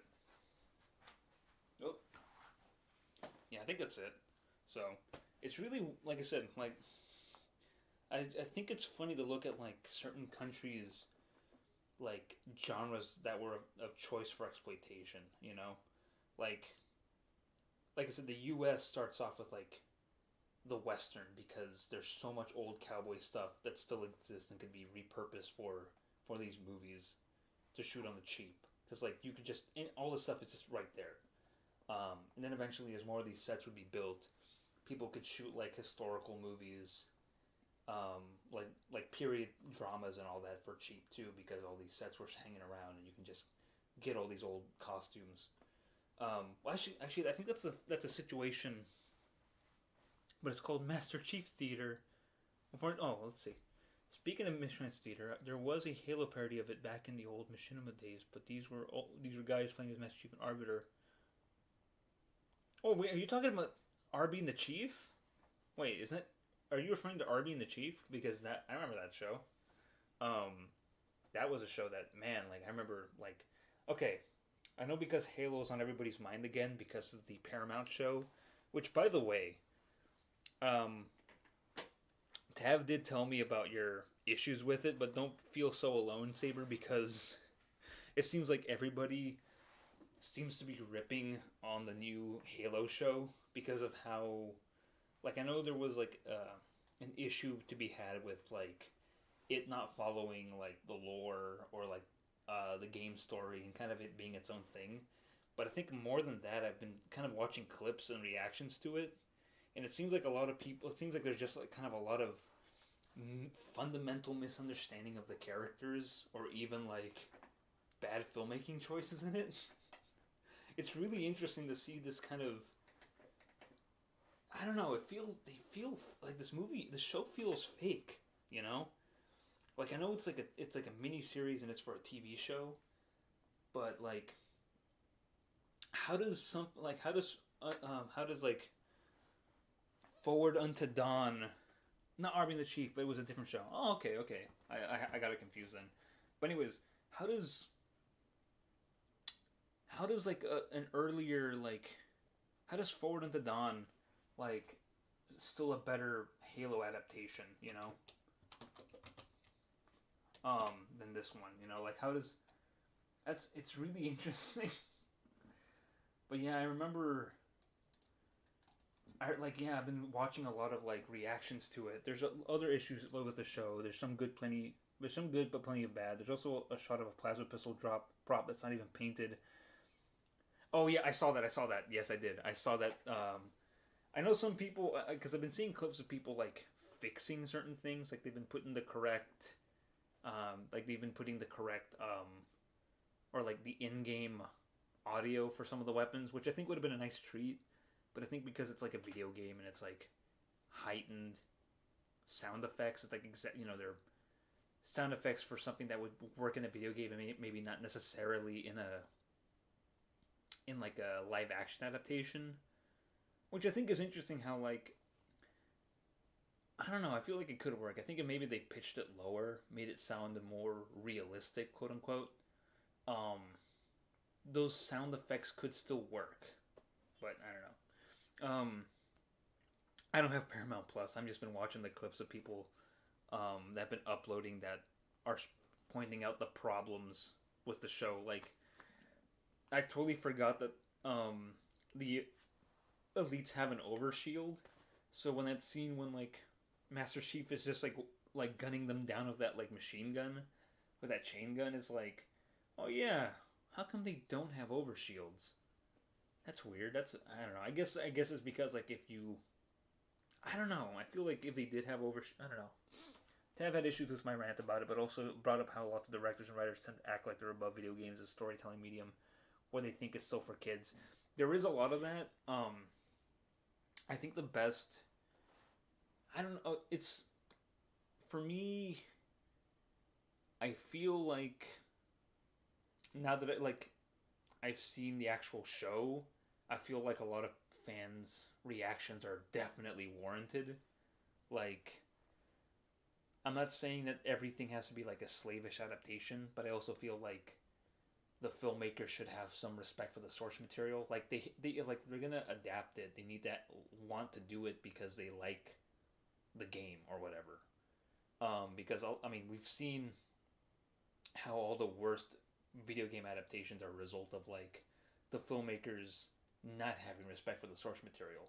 I think the closest example we have of like people who understand the source material and know how to make a proper video game is unfortunately the original Mortal Kombat. Like, man, like that movie is like almost 30 years old and it still works, you know. Yeah, I get it. But also like the thing too. Okay, here's the thing, and I've talked about this before. That original Mario adaptation, um, was gonna be 100% based. Was gonna be like a 100% like live action, um, adaptation of the Mario 3 movie or game. Like they were gonna go 100 with it. They were gonna have like piranha plants, and Toad was gonna have a whole character arc. Um, Bowser or King Koopa, as he was called at the time, was gonna be like an actual like Dragon Man. But the it's the whole like that's a video game and this is a movie kind of thing came in, and they just thought like people wouldn't take it seriously, which is honestly what they're there to see it for anyways. So I don't know what the big deal is. We want to see. I mean, but also at the time, like to see a video game that is literally just like pixels brought to live action was gonna be cool. But I don't know. They're doing a better job with it. Like the Sonic movie knows what it's about. Um, they really tried with that Mortal Kombat movie. Kudos to them on making it actually rated R. I think there's still some improvement to be had. They could still do a better one. I think they could be on the right path. They just gotta hone it a little bit more. Um, I'm not even gonna talk about the Resident Evil movies because the director has gone on record as pretty much saying that's like his wife's self insert fan fiction. So like the Resident Evil movies are in their own class. They're not even connected to the video game. Although I heard Welcome to Raccoon City was like a pretty decent adaptation. But I don't know. I also feel like I understand wanting to like see your favorite video game characters adapted to live action or see some of your favorite moments in live action. But I also feel like I don't know. The game can be a game and maybe doesn't need a movie, especially since some games have really good cinematics anyways. So I don't know. The new MK that VHS, yes, it is. Um, I'll excuse the Halo show because they stated it's an alternate timeline, so they can make some changes. But I also still like the attitude of we don't have to be restricted by the games. Um, I understand that. I get that whole we don't want to be restricted by the games, but also I feel like you can do your own thing with it, but you have to like want to like the games first. You have to like play the games and know it and say these are the elements we want to focus on with the games more than like um than trying to do your own thing with it. You know, it's like what is it about Halo that you like about it? Which is why I'll always be very sad for my boy Neil Blomkamp because he never got to make his Halo movie. You fucking know that everything he's made like has been nothing but a dry run and a proof of concept that he could do a Halo movie. I I cry for this man every night when I think about it because it's just like you look at District 9 and the way that those shrimp aliens are like designed and like the fact that it takes place in South Africa and all that just like that's pretty much like that's a proof of concept for the elites the way they walk and everything. um Elysium, the whole fucking ring world thing, that's just Halo right there. Even Chappie, you know, like with its like weird with its like weird like Iron Giant meets RoboCop kind of thing. It's poor Neil Blomkamp has been like trying to make like never got to make his goddamn Halo movie, and he and like now we're stuck with this mini series that he clearly fucking likes Halo. It's the thing that bugs me because it's just like he likes Halo, and this movie just this like show feels like we find like I don't know, like I don't know what's going on with the creative direction the show is going with. Like it, there are times where I feel like, oh yeah, they clearly like this and they're adapting elements like showing the fact that like once upon a time the Spartans were created to like stomp rebellions on other planets, and they were kind of gonna be the bad guys for a lot of people. But then the Covenant showed up, and now they're the good guys. So is that Hulk? Bulk, go to bed, Captain. Yes, exactly. Just they need to do better.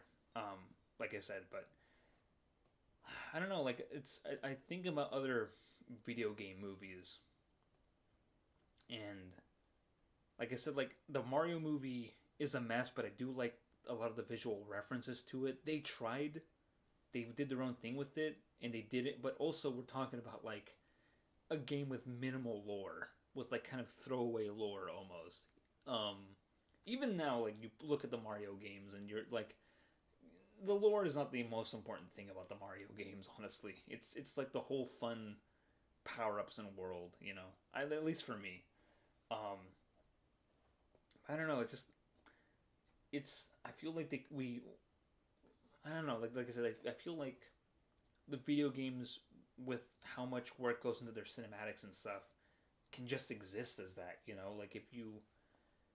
I don't know. I feel like we shouldn't even try to like make movies out of video games. I think there's room to like make spin-offs or like adapt certain stories out of video games. Like I like when there used to be these cool animated movies that are based off of the video game stuff.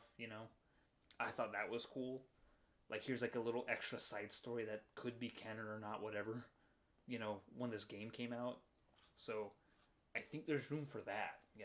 But I feel like if you want to like I feel like you should just kind of leave it alone, because I don't want to see a Grand Theft Auto movie. Like those game, like the experience you get from playing those games and making your own choices. I feel like I don't need to see an on rails version of it. So I said this before, but the first MK movie had somewhat limited lore, but it ended up establishing things that were staples in the games, like Liu Kang Katana's relationship or Australian Kano. Yes. Oh, so you are in bed. Thank you, Captain.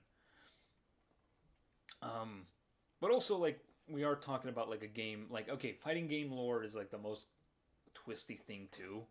Like to try to fit in everybody's fucking backstory into one movie is like insane. You do kind of need a miniseries, which I feel like for video games, I think a miniseries would probably be more. Again, then you get the Halo thing. I don't know. Like I said, you have to want to like the source material. Like that Mortal Kombat miniseries that used to be on Machinima, I think it was an interesting example of adapting that. Even though again they did their own thing with it, it wasn't 100%.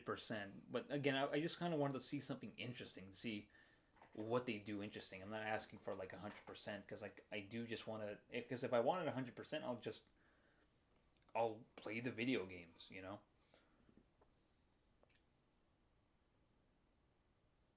I'll say this: no one should ever do a Blaze Blue or the Guilty Gear movie. Literally man-made horrors beyond my comprehension. I think at their best, no one could do a live action, but they could probably do an animated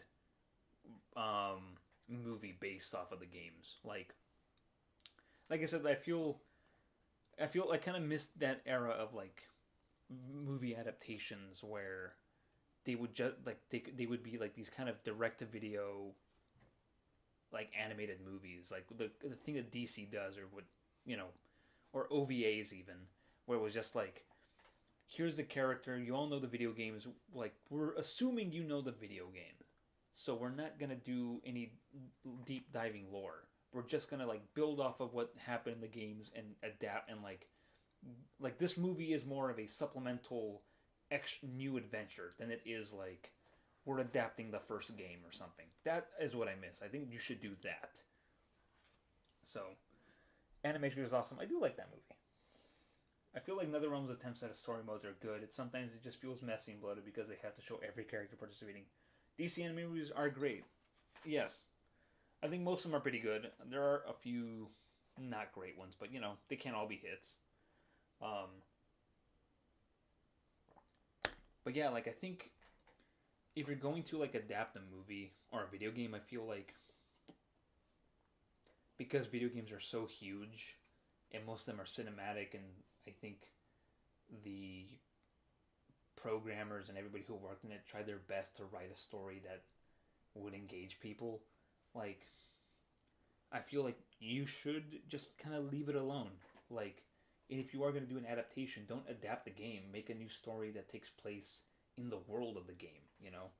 Like, for all of its faults, um, and by faults I really mean like like somewhat false advertising.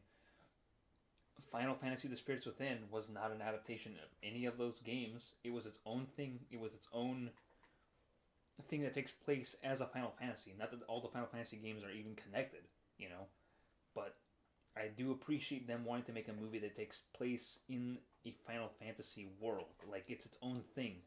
Like kind of like how the Eighth Doctor from Doctor Who has only shows up in a movie and all the other ones have a series, you know. And let's see. Blaze Blue could work into the story told by a visual novel. Alter Memory just had a sad mess because its animation was a joke and a few characters felt very one-dimensional. Aaron Black went from cowboy from the actual Old West, was slowed aging, and turned to just a wannabe modern cowboy. Yeah, that kind of sucks. Yeah, like I said, like they can do. I don't know. Like I said, I feel like the best thing to do is just kind of either no I feel like what like unless it's like I think a fighting game is fine to adapt into a movie as long as you focus on like the core characters. Like I said, Mortal Kombat movies, like the new Mortal Kombat, the original one, do a pretty good job of like kind of condensing what those games were and what they were based off of, and just leaving and just doing it as that. You know, that's cool. um Street Fighter, not so much. But again, that's a fun mess of itself. That's how you don't adapt a fighting game.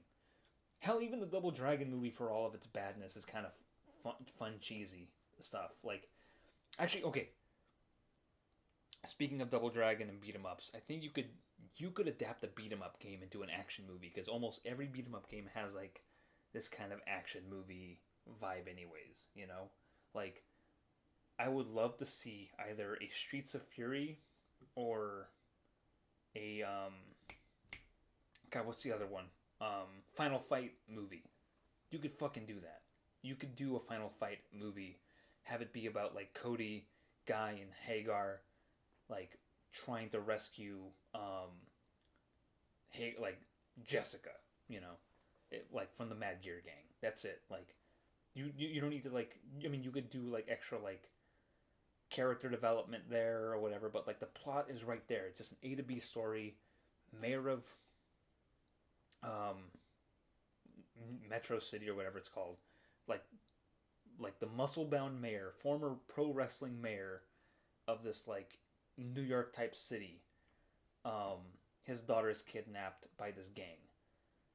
Her boyfriend and his ninja best friend team up with him to go rescue her, and it's just like this like one crazy night kind of like adventure story, like beat 'em up adventure story. Like that would be incredible to watch. I would if if I had a choice to adapt any video game, I would want to make that, and it would probably definitely be heavily influenced by stuff like the Warriors and like canon movies. So it's built in.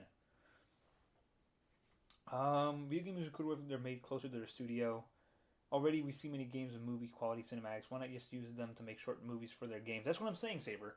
Um, like that's what I'm saying. Like just make like don't adapt. Like if a game can't be adapted properly into a movie, just uh, just like make a story set in the game universe. You know, like I said, like that Sonic OVA is fun because it's not an adaptation of any of the Sonic games. It's just taking elements from them and doing its own little fun story, you know. Except for the new Sonic movies, those are actually fun because they know what they're about. Strangely enough, they know what they're about. It's really weird that those got it right. So I don't know, and Detective Pikachu was pretty fun too. So we might be getting closer to adapting video game movies into video games in a way that's like, don't adapt the full story, maybe just like adapt the core elements of it, because we can't fit everything, because a game is like over 8 hours long. Like it's many hours, and it's many choices that the player has to make in it. Just make it like a Cliff Notes version of it, you know. So, don't want to see a David Cage movie, please God. Don't act dumb. Who would I cast as the three? That's a thing. I have to think about it. I don't know. Probably a lot of unknowns. Does Fate Grand Order count as an RPG with its story told by a visual novel? Anyways, I don't know. That's a good question. I don't play those games, so. David Cage and Hideo Kojima are like the two guys who want to make a movie, but also want to make a game. Like, I would like to see those sons of bitches finally get like a budget to direct a movie.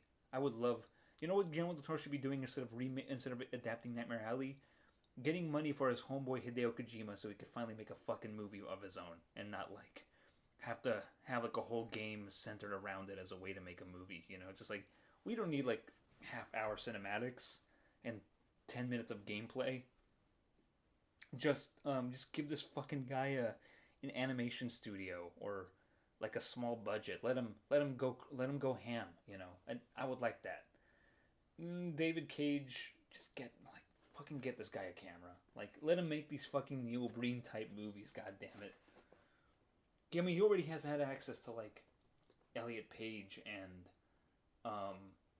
Norman and Willem Dafoe, for God's sakes. Just let him have his fucking.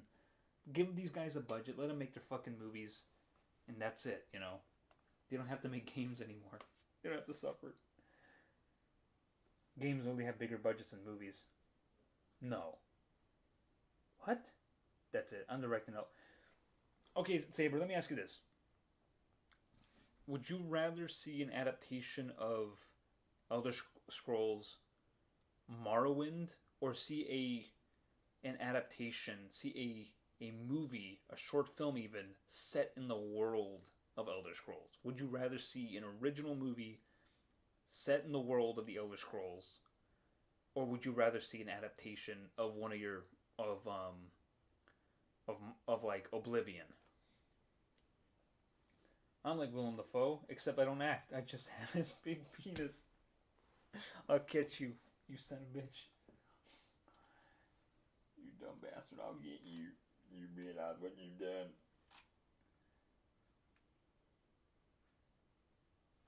You realize what you've done. You've told the world. I'm gonna have to unarchive this. I'm gonna have to make this unlisted. You idiot, you fool.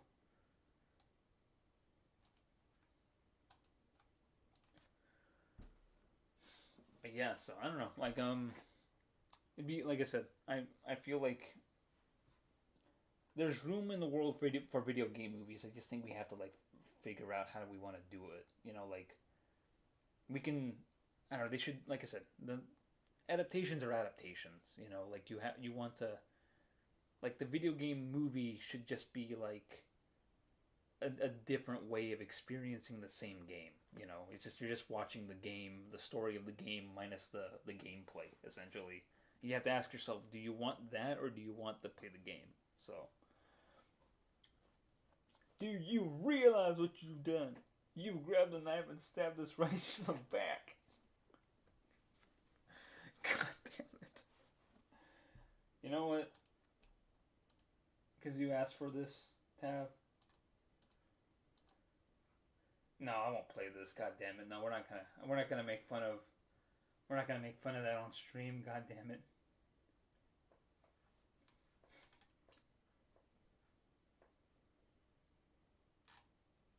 We're not gonna make fun of Christian on stream.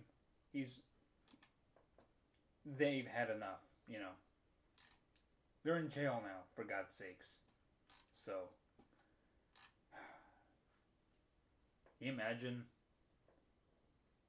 Man, can you imagine that? Just ending up in jail like that? God damn it.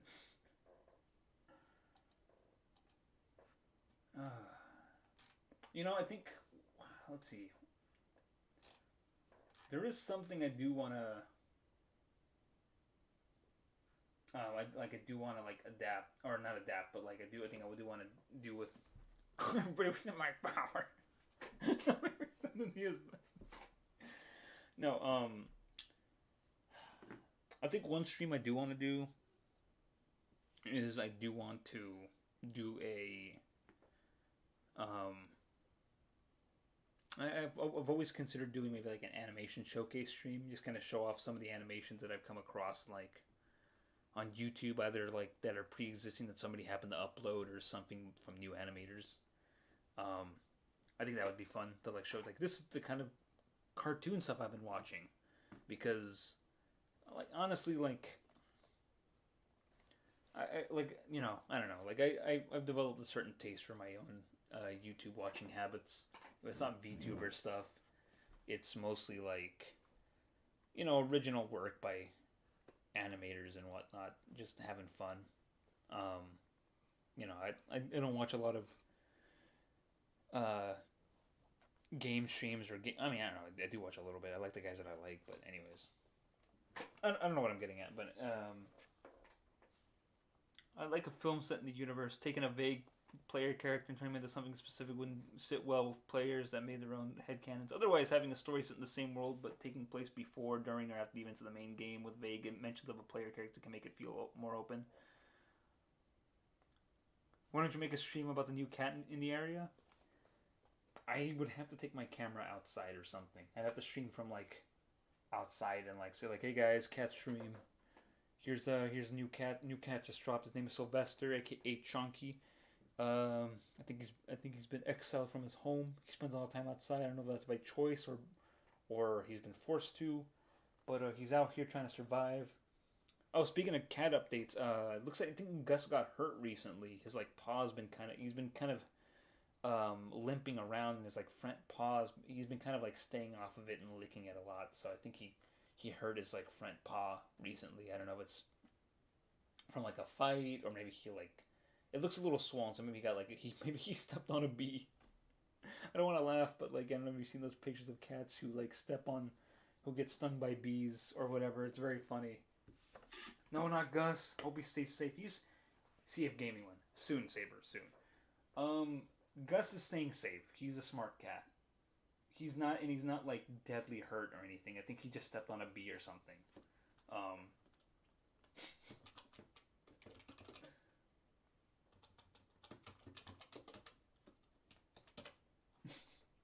I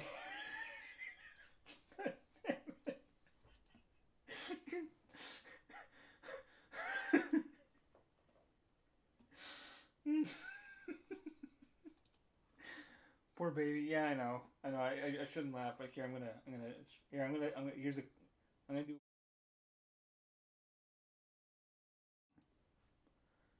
That's it. When are you gonna make a movie about Mom's dog? I don't know, Dav. Soon, when he finally dies. I don't want to say that. He's a good dog. He doesn't need to die. All right. All right. Here you go. Oh God. Oh God, Shanghai Ben. What has Grifino done to you? Hold on a sec. I need that. No, no, no, no. Oh no. No, no, no. Oh. Oh. It's so hot. It's so awful. But but it is kind of funny to see. I'm sorry. I don't want to make fun of these dogs, but they're kind of hilarious. Especially this guy. He looks like he wants hamburger. Ugh.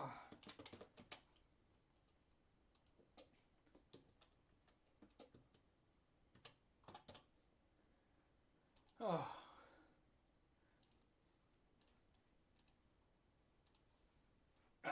Look at this. This guy's drawn like a friggin' Disney villain. He looks like friggin' Shere Khan from the Jungle Book. God damn it. Oh, this isn't. Like I said, I don't want to make fun of these cats, but also I'm making fun of these cats. Ugh. Anyways. We've gone meta. Actually, hold on. We're gonna do that meta thing again. This will be funny.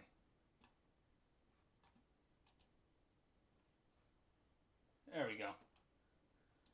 We're doing this meta thing now. I love them. Yeah, we're doing that meta thing now.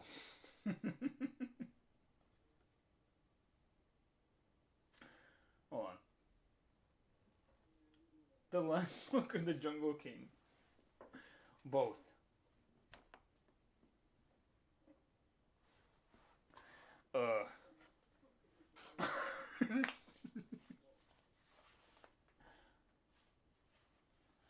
Oh, you better believe it. Oh, man. Okay, actually, can you guys explain to me the whole backrooms thing?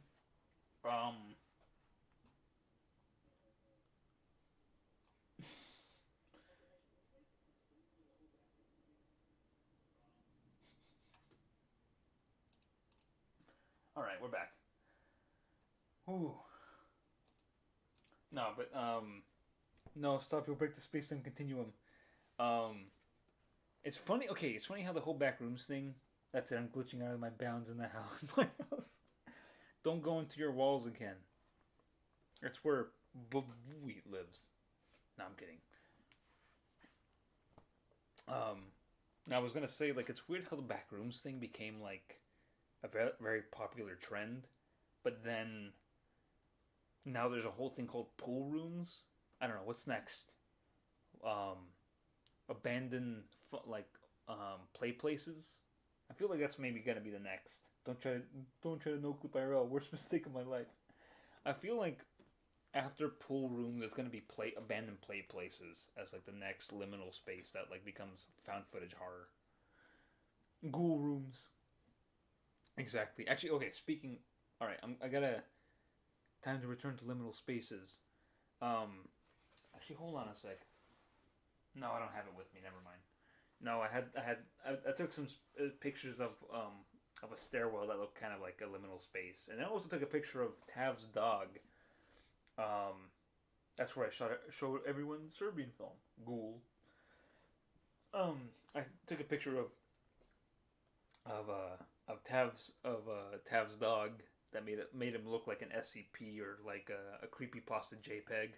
So it looks like Smile Dog. Let me see if I can find them. Hold on.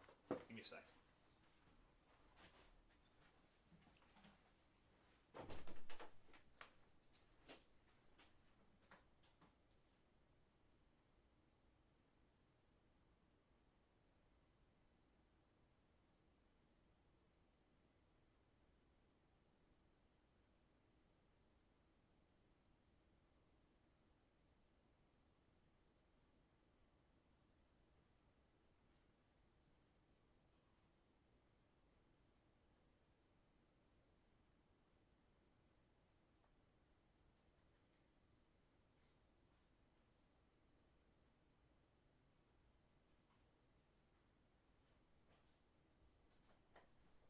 Alright, I found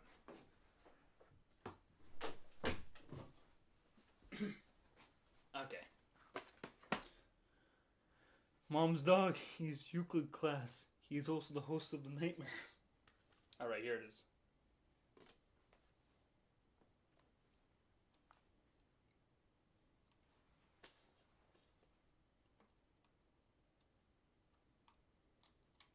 A sec. Alright.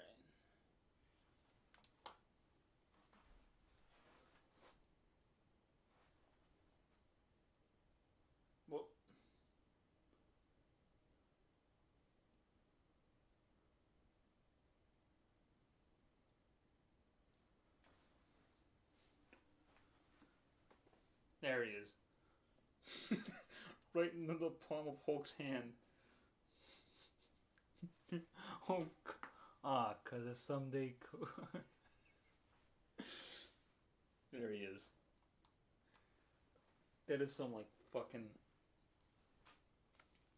Like in your dreams when you go to bed, it looks like Hulk is trying to show me.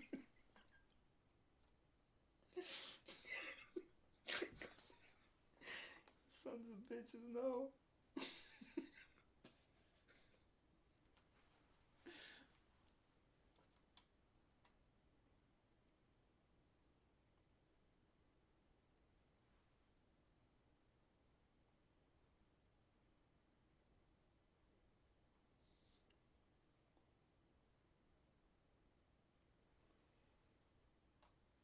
Powerful adaptation, my butt. Hold on.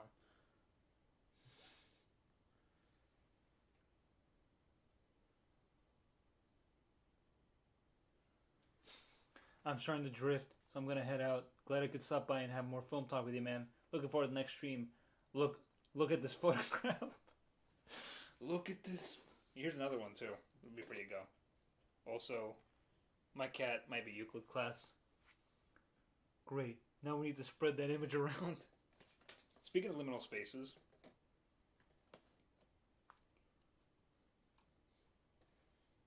There's that picture I told you.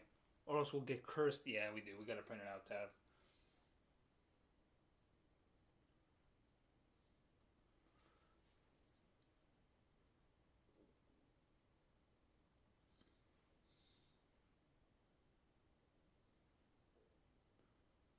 Whoa.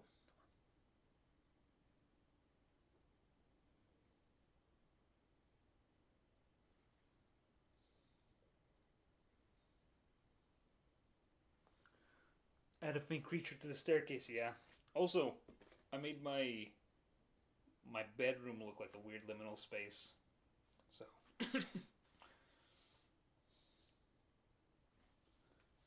that's a weird image to go out on.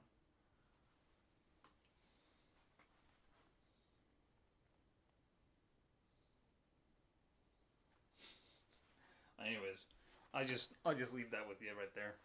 Here's a faint creature, actually. Here's your faint creature. Last known photo.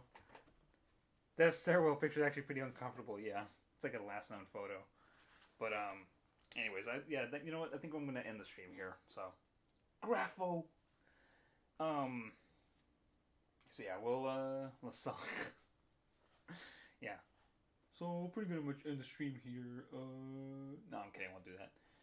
So so yeah, I guess probably stream. I'm gonna try to stream maybe a little earlier next Friday again. I really want to, just have probably do something fun. We'll see if I get something new to share. But I might do some Kralos gaming, or I might do like my animation showcase thing. I'll see if I can rustle up some stuff. But yeah. So just want to thank you guys for showing up to hear me chat about stuff I found at Goodwill and have bought recently, movie stuff to talk about. Nice little chat about video game adaptation woes, like how to do it right, or how someone would want to do it right and all that. It's fun. It's fun. We're having fun here. So, Russell, my Jimmies? No. Rest in peace, Jimmy Russells. They replaced you. But yeah, so this is gonna be it for it. Engineer Gaming. Is gonna be it for it. So I'll see you guys next time. Probably same bat time, same bat channel. Make sure you turn your TV to channel UHF channel 22. You can see me on there. I'm kidding. I wish I could stream to over the air broadcast channel. That'd be great. Good night, girl. I'll see you tomorrow. Well, you're gonna see me next week. So, next week. So we'll see. Like I said, I'll see you next week. I think next week I am. You know what? I think I will do that Rumble Roses stream. See ya. Wouldn't want to be ya. Yeah. Well, I always say myself personally.